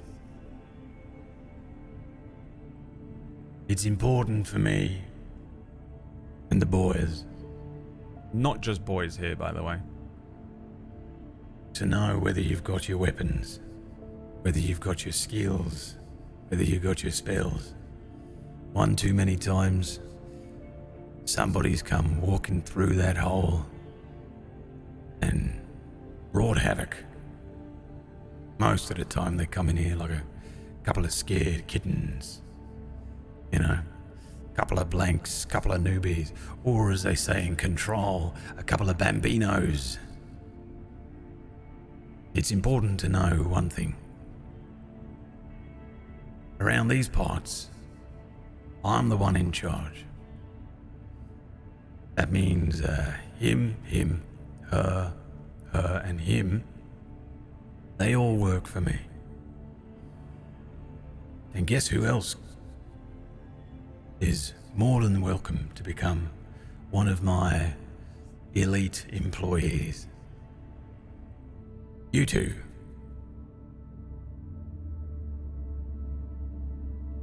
Would you like to know one of the benefits? I'll answer your shitty questions. Get you up to speed.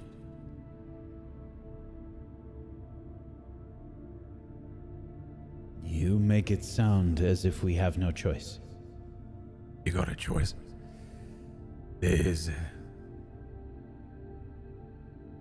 2.5 ways out of here.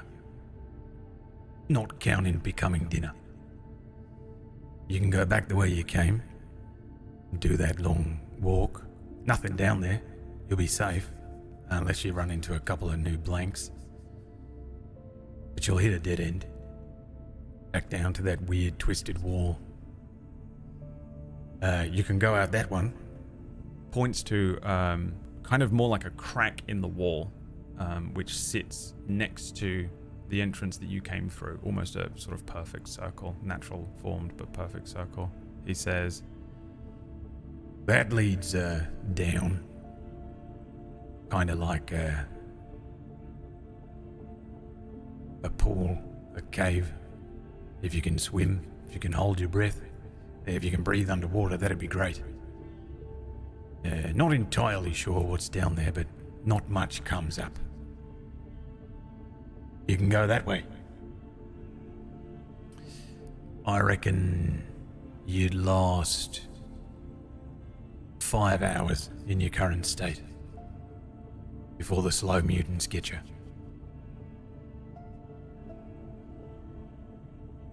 So, you do have choices. But really, your best choice is to stay here with us. Because look, almost no blank faces, and everyone with a beating heart in their chest. The name's Hector, by the way. Do you remember your names yet? Yet? Yeah, it'll come to you. You live long enough. Did you start with nothing? And I very gently just squeeze Blue's hand when I say nothing, because we didn't start with nothing. We started with each other. How about this? I'll answer that question. A little freebie. But after that, you can make your choice. You stay or you go. And if you stay, you work for me.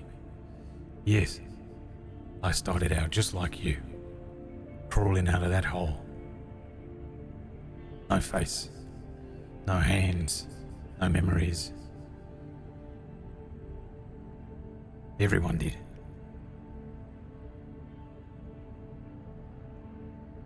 And now you benefit from their fear?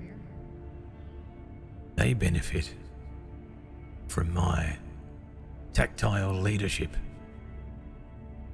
Before me, well, who knows how many of them were being eaten. Before me, we didn't have these nice houses. Gestures to the tents and the rickety lean-tos. All this scrap. And again, beating hearts in their chests. Isn't that right, boys? Hector! While Hector is speaking, I will lean towards Red and say, "We have no choice for now." We don't even know if he speaks the truth. There could be nothing out there. Do you wish to go?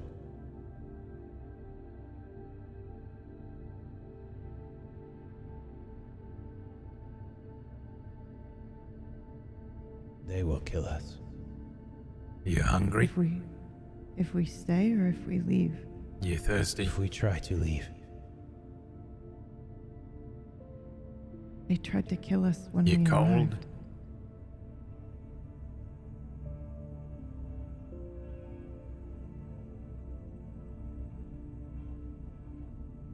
And I'll just squeeze again a little gently and then let go as if I'll stay, and my body relaxes just a little bit and I walk forward a small amount, like a baby step.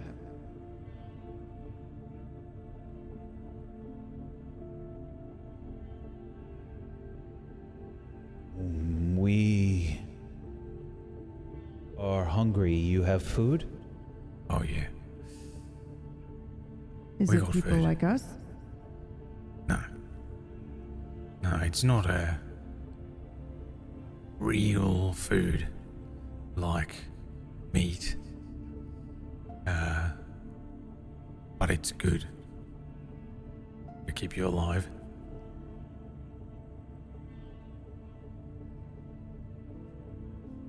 What do you say?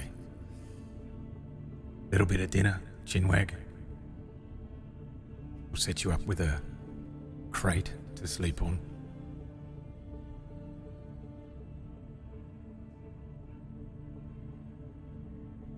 I look at Red and then back to Hector. Blue. Oh yeah, sorry, I'm Red. Blue. I don't like that your kindness has conditions. Well, you're not in much of a position to bargain or make rules, unfortunately. I'm not Fine. trying to do either. Well then, you can be hungry and pissed off that I make the rules, or you can be full up and pissed off that I make the rules. But I do make the rules. Maybe when you're strong enough you can fuck off.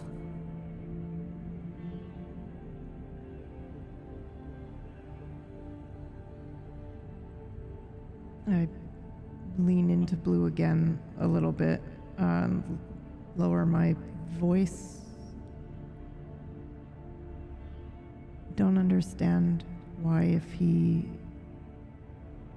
felt what we have felt ever, this is how he chose to say hello. His reptilian eyes watching you. It is I power. know. It is control. For now.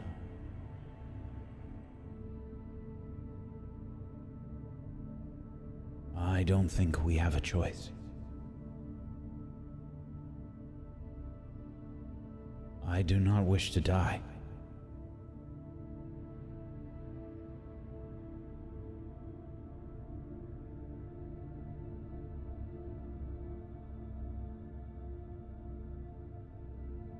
And I simply nod at him, and I trust him. I don't trust fucking anybody, but No, I mean I trust it's- you over Hector. I know, and I'm still. I Oh, don't know yeah, if yeah, I yeah, trust you yet. Yeah, Don't you think fear like that is learned? This is such an interesting philosophical question. I'm going to ask so many of these. I'm so sorry. So 'Cause I had that thought it too. is. It is, but they Yeah. just taught us. Yeah, well, that's what I'm saying. In my head, they've taught me to trust no one but you. Because when we woke up, we didn't want to hurt each other. Right. So to me, you're like, you've just become my sibling. You've just become my family.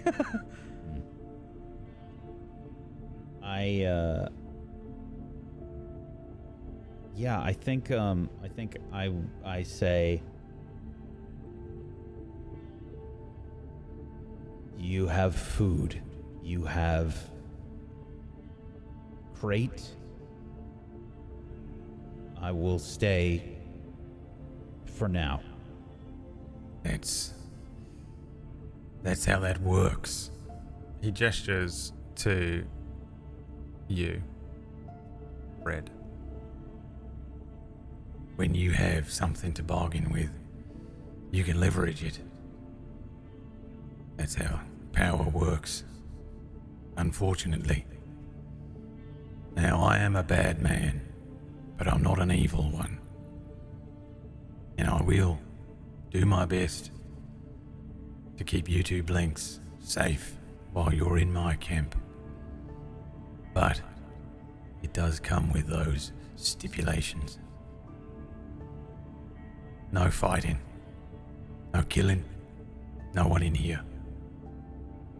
Someone tries to kill you, you can try and kill him back. Fine. Any slime mutants get in. Any creatures. Anything except for that witch. Kill it. Blanks, What? leave them to me. What is this witch? We'll get to that. Now, come on over here. Sit yourself close to that rock. That thing provides us with heat, light. Look at it. Arcane marvel, that thing. And no, I don't know what it is. But I do know what runs it. And I know what it can do. This thing, the rock, provides us a good amount of food and clean water. So, what do you want? I've got gruel, or hot gruel.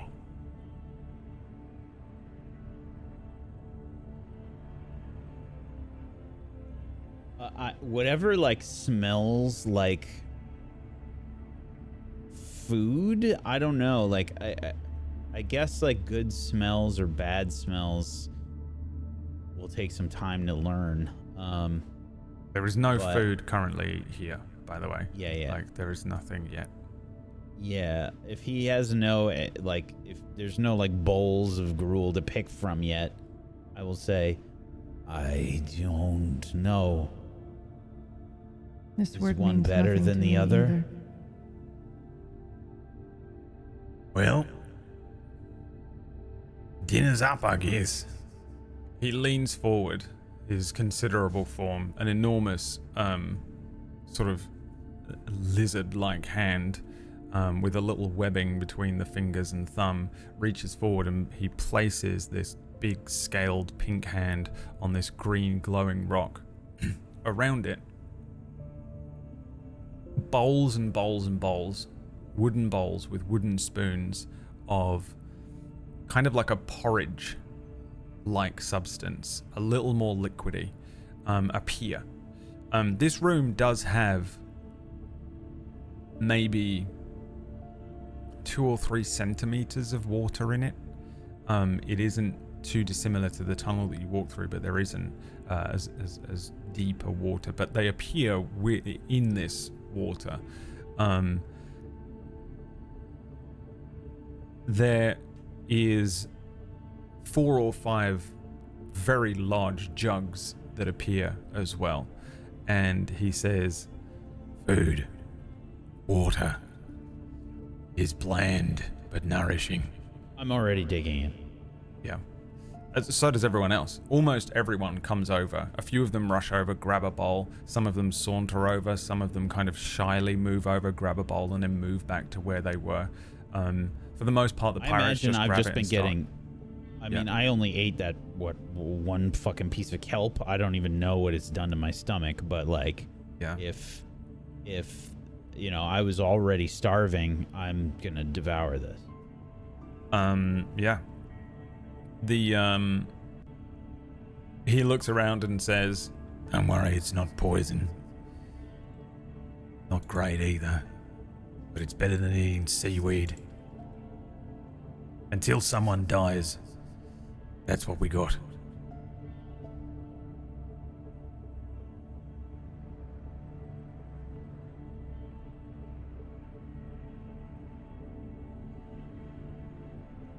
I'm digging in. I'm digging in, drinking the water, everything.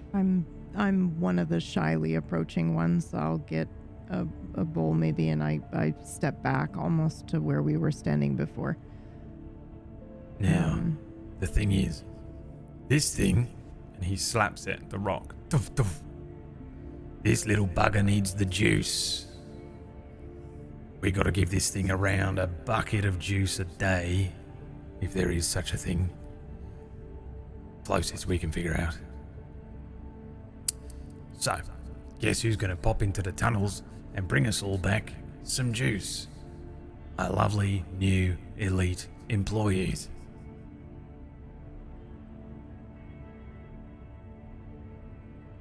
What is this juice? I wish I knew. You ask us to find this. Where do we find this? He gestures a thumb over his tunnel to the northern kind of exit, the one that he said that the slow mutants were in. And he says, The deep tunnels. All the way up there. You'll run into slime mutants. They'll try and eat you alive. You can try and run. Most people do. Those people never come back. Do a few of them make it through? Maybe. I'd say, head on into the deep tunnels, find a nodule, squeeze out some of that lovely juice, fill up a bucket, bring it back, and we'll have a nice, warm dinner around the rock after a good day's work.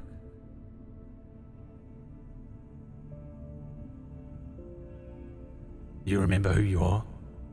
You remember any of your skills?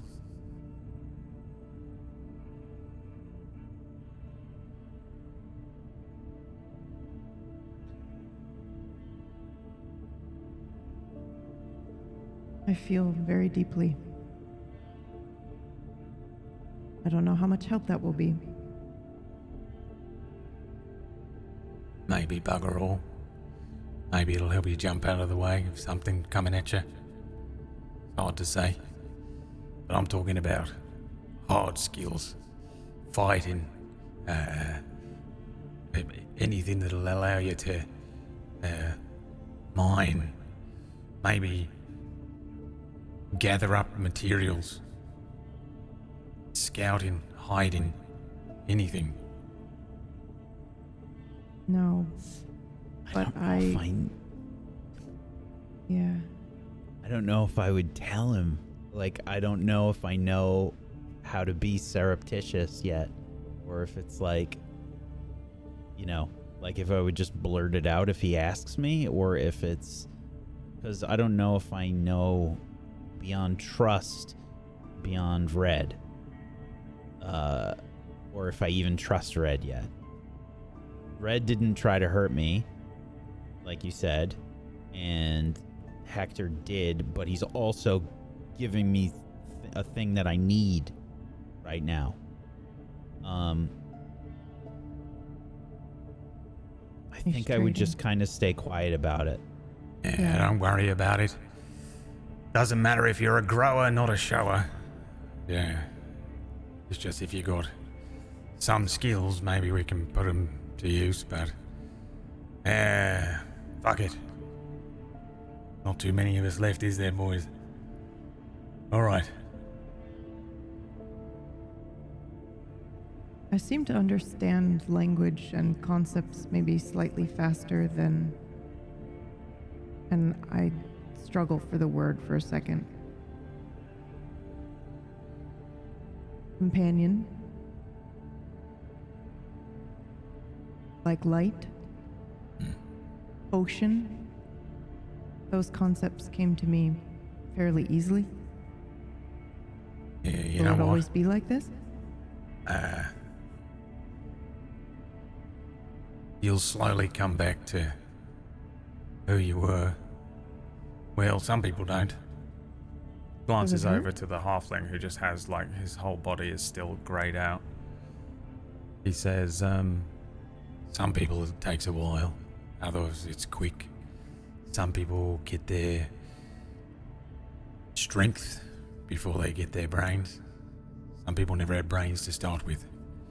Some people are all brains and... Well, we ain't got many of them left.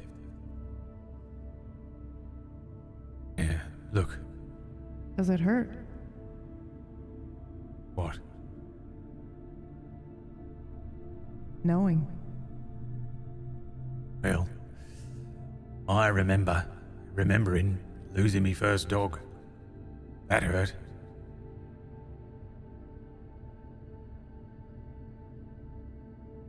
Does it hurt when you think about it now?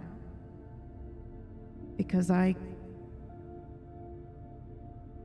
know I have hurt. I know the concept of that hurt. But I don't feel it when I think of it now. I can't recall.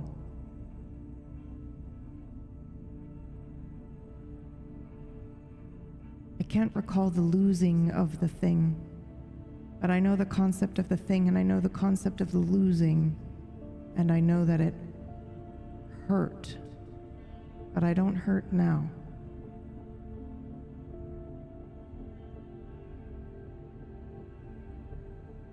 You don't know who you are.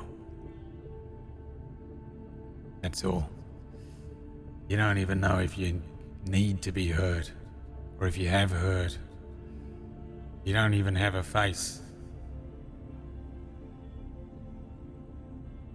It'll come to you. And the more it comes to you, the more you remember. Unconsciously, I probably like feel my face again. ever so slight definition. Mostly in like your cheeks, I would imagine. Jawline. Look. I feel like if I send you into the deep tunnels, right, in this state, you're just gonna get eaten. Go ahead and rub the rock. Let's get you started. Maybe you'll remember who you are, remember how you hurt, but maybe you'll remember how to fucking swing a sword. Are we consuming this juice? If we had juice, I'd let you drink some. Memories would come back quicker, probably. Or you'd throw up. We're out of juice. I mean, Kicks a bucket. are we taking from... And I gesture to the stone. What? Nah. I don't think so. It just dims out after a while. You'll know.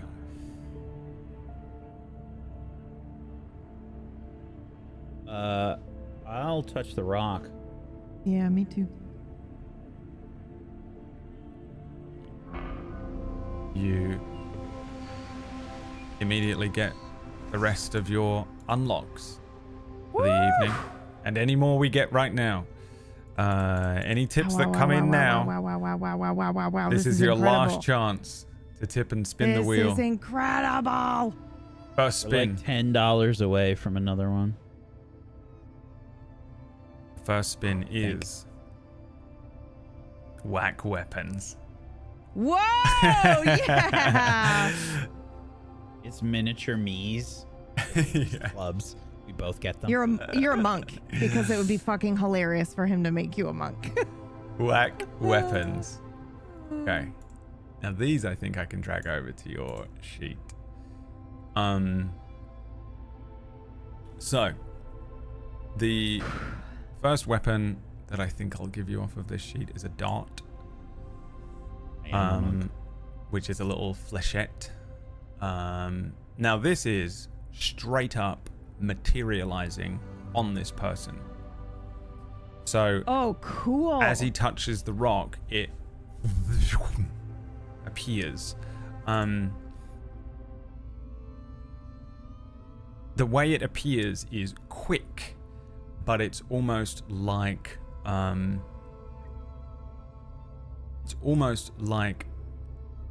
watching a watercolor very quickly bring a stroke down, and then it bubbles for a second until it sort of fully materializes as this dart appears in like a little belt or something. You get a cutlass, very similar to the ones that the pirates have around you. Oh my god, is he a pirate? Oh my god! And you get a magical item known as the quarterstaff of the acrobat. This thing is dope as hell.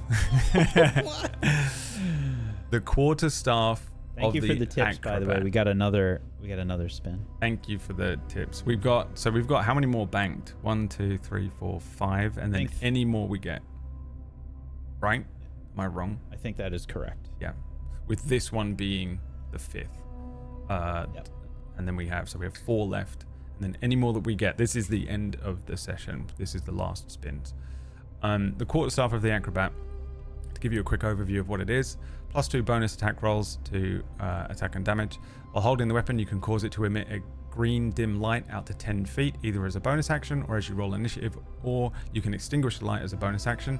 While holding this weapon, you can take a bonus action to alter its form, turning into a 6-inch rod or a 10-foot pole, or reverting it to a quarterstaff. The weapon will elongate only as far as the surrounding space allows. Yeah. Quarterstaffs are my fucking favorite. It's the Goku stick. It's the Wukong. Yeah, the Wukong stick. Staff. Fuck. Acrobatic assist. While holding the weapon while it's a 10-foot pole or a quarterstaff, you have advantage on dexterity acrobatics checks. Attack deflection in quarterstaff form only. When you're hit by an attack while holding the weapon, you can take a reaction to twirl the weapon around you, gaining a +5 bonus to your AC against the triggering attack, potentially causing the attack to miss you. You can't use it again until you finish a short rest. And then lastly, as a ranged weapon in quarterstaff form only, this weapon has the thrown property with a normal range of 30 feet and a long range of 120 feet. Immediately after you make a ranged attack with the weapon, it flies back to your hand. This thing is dope as hell. And I'm very glad that you unlocked it because it's also an eye torch. It has an eye torch button on it. I think as it appears, I think I just twirl it like unconsciously. Yeah. This thing appears, a cutlass on your hip. If you've read the Stormlight archives, it's a little bit like when Kaladin gets the spear. The people around, a few of them clap and like whoop and stuff as you touch the rock, and this happens. The Hector is very. He seems jubilant that you got these weapons, and then his eyes fix on the cutlass, and then he kind of looks back up to you as the smile like fades, but not in a way of like an upset way, in a way of sort of recognition, like, oh, he has a cutlass too. What does that mean? As he sees these weapons appear on you, kind of clapping, kind of muttering to himself, sort of like a, very good, very good. Okay, so that was spin 5. This is spin 6. Here we go. Oh, let me remove these. What did you get? Weapon. Whack weapons. I have to remove them manually each time, and if I forget, awkward, wouldn't it? Well, I guess it wouldn't matter too much. Here we go, next spin. Next unlock. PB floors. Okay. Wow, this is I thought so you said weird. floors. Yeah, so did I. I was like, oh, she's gonna the fucking fall out of her floors. chair. Floors. Yep. W. It's very interesting to me that it's like mine seem to be personality based and yours are like What are we on? tactile, like physical based, Practical? and also Yeah, that, and also it Hilarious. is alternating between the two of us. You know, technically it could be all. It could have all been Whack or PB. Okay, I'll read them to you again. Mhm. Foundry has read our souls. It's and unbelievable understands how the things Yeah. that we this has done actually this, want yeah. to. Yeah, the things that we actually want to unlock. Yeah. The flaws of red. Separation guilt. Not a fear of abandonment, but a fear of abandoning. Slightly inverted. I'm gonna fucking kill you. Slightly I'm gonna kill you. inverted. Slightly. Tonight. It's gonna happen tonight. It's inverted. No, it's gonna happen tonight. It's the fear of abandoning. And also, slight alcoholism. Okay. Slight.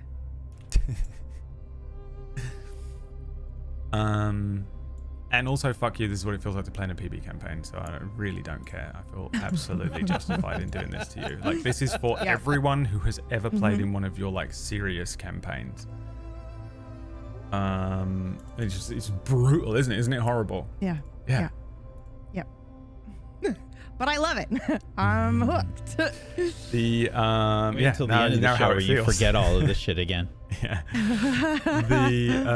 Okay, next wheel spin. So that was 6. This is 7. Okay, spinning. The next unlock is gonna be PB first because I didn't delete it. PB's alignment. Oh boy. What is happening? Yeah, so weird. You are chaotic good.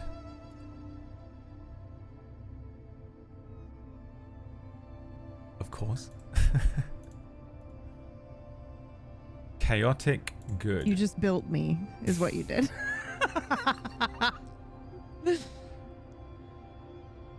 Yeah, this is the true own back for Stygian. Yep. Yeah. Yeah, absolutely horrific. That was the thought I had when you said a feeling, not fear of abandonment, but fear of like leaving people behind. I was like, oh, cool. Oh, cool. He's making me play my Oh, own. okay. I'm playing myself. But very specifically me at 22 or 23, right? Which is what I made you do. Yep. I see you. I'm saying nothing. Okay, that was 7. This Yes. is 8.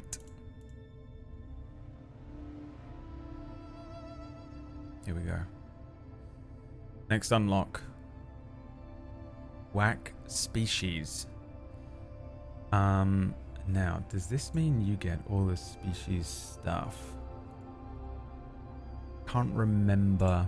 That's So the so species- cool. The species stuff in 2024 is different. Yeah, you get Then in the- features. That's the thing. Yeah, So I have I a get oh, like I special remember. bullshit. I remember why. I put a Not question mark. stats and stuff. I put a question mark next to a couple of these things. Class features, species features, and background features, because it'll be hard not to. You got another spin. Oof. Thank you so Thank you. much. Good timing. Thank you so much. This is the last chance to get any tips in for the spins as we close out the episode. So yeah, class features, species features, and background features. I have a question mark next to them, and I think we'll just see how annoying it is with the sheet right now, Whack, to decide. Yeah. So I would like to have them be separate, to be honest, just because, one, I would like as many things as I Bradley, can get on Bradley, these wheels. Bradley. So Yeah. I love if you you- so much. Tell us what his fucking species is. I'm dying. I have to know. I also am like fine waiting. PB. Yeah, I am dealing I'm with fine. both of you separately as separate players, Okay. because and I'm dealing with Whack the way that I know his brain needs to know this, which is he needs to know how Foundry handles putting this information in. Exactly. I know that he can't handle. He's I'm obsessed with totally Foundry. fine He's obsessed waiting with on it. the species. Yeah. I'm like, yeah, how is this gonna work? And PB's like, what is this mean? What is he? Okay, look. You'll be very pleased to know, Whack, you are a human. Aw. Now, Oh, buddy. plug it in and see how annoying it is to not have. I mean, I know exactly what's going to happen. You want me to tell you, like, is it going to add features? Because it will. Okay, have them then. Yeah, have your features. Okay. I think it's probably just easier. I think I Well, have just enough. if it asks you to choose between them, then you don't. Because it let me skip all the way through with nothing. It asks me That was what size I class. want to. It asks me what size I want to be, if small or medium. Yeah. Well, I would just put medium for now, because you can always change it. You are currently medium. Okay. Both of you are, because you Skillful. do Select have a current size.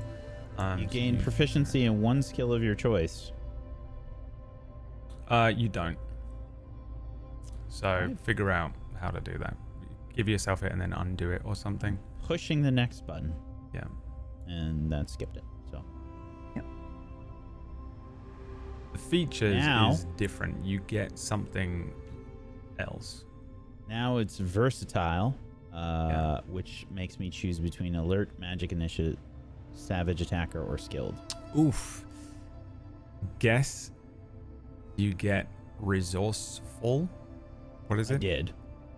Yeah. Resourceful. You said what? So I get resourceful, which is heroic inspiration whenever I finish a long rest.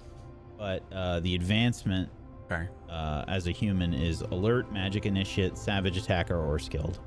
Okay. So, you have magic initiate but no spells.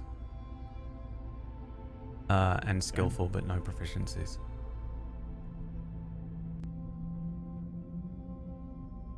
Okay. Okay.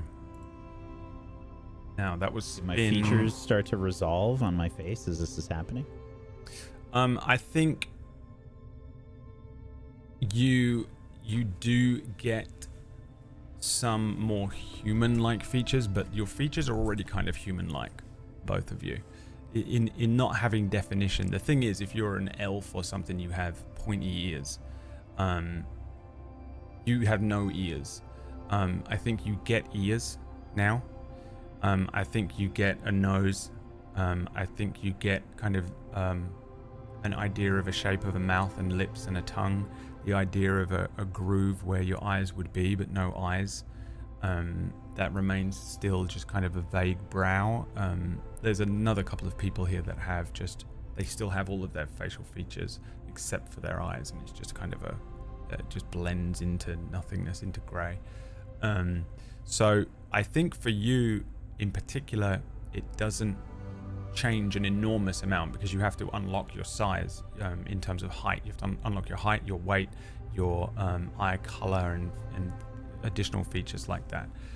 But you would get the things that a human would have, like ears and stuff. So yeah, we can get really specific into the thing. I'm conscious of time, so we can think about it throughout the week a little more specifically. I've only half thought all of this. I built this entire thing in 2 weeks. I did not really work. I sort of came up with the concept for it a while ago, but didn't work on it until you guys were like, you have 2 weeks, by the way, until thing. And I was like, oh shit, I need to start putting stuff down. And I wish I'd given myself a few more days. As I constantly reminded him. No, you did. It wasn't that. I was like getting a boat license and shit, you know, when I first really started to put this into pre-production, and I just didn't have a lot of time before 2 weeks ago. Okay, so next spin. What number was that? Did I say 8?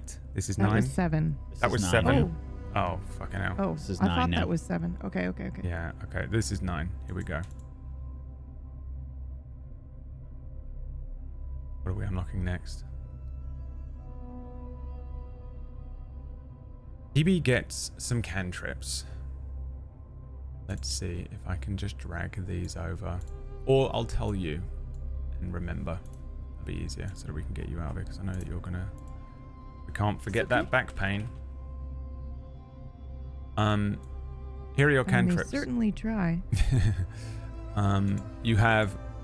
I might be able to drag. Sometimes I can drag from your true sheet onto this. I can, thank God. Okay, you get Elementalism, Firebolt, Sacred Flame, Thaumaturgy. These are your cantrips, and you can now use them. Is it? And I assume it's the same as everything else. I understand what Firebolt is. I understand the concept of it. And I just know now that I can do it. I have no memory of actually doing it. And I have no rooted feeling in the act of doing a thing. You nat 20 to Arcana, which I think will help this. You have a concept of being a cleric. It wouldn't necessarily, your faith is a thing that you can unlock. So you have no concept of a faith or a god that you might pray to or whatever, or a pantheon. You understand that you are channeling magic from a divine source through yourself. How you want to interpret that, you've got a week to think on it. No, I know already. I knew instantly the second it happened. Yep. And all of these things are happening to you guys the moment your hands touch the stone. Okay, so this next one is 10. No, this is 9. This is 10. Yep. This is the last one, unless you tip right now. Because this is going to spin, we're going to get it, and then that'll be the end of the episode. Here we go. Thank you so much for the tips so far. I know that we haven't been shouting them out and stuff, but I really appreciate it because we would literally have no story without them. Here we go. Final spin, potentially, of the night. What are we getting? Wax ideals. This would be a nice bit of food This for is thought. the perfect thing for Wack to get because this is how he builds all his characters. These concepts. Okay.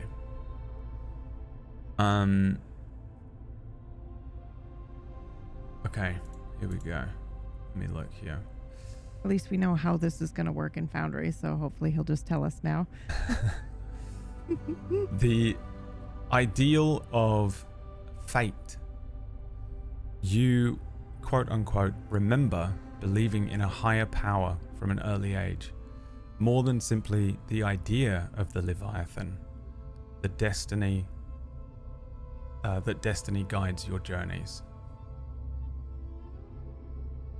Polar opposite to my normal way of thinking. Yeah. Okay, so that is in your sheet. I'm also sending all of these to Piranha, who's been very graciously updating a character sheet in chat so that they can keep up. Piranha went out of his way to make a pure effort to make a character sheet and is filling it out as we go and play, because it's one of those shows where when you want to know what's been unlocked, you could come in halfway through or whatever. So there's commands in the chat for that.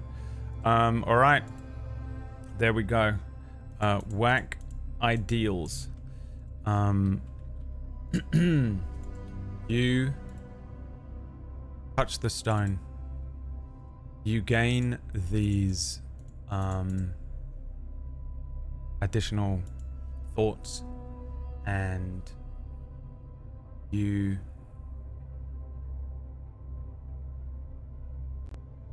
gain these abilities. You gain these physical manifestations of weapons. And Hector watches you with a smile across his face.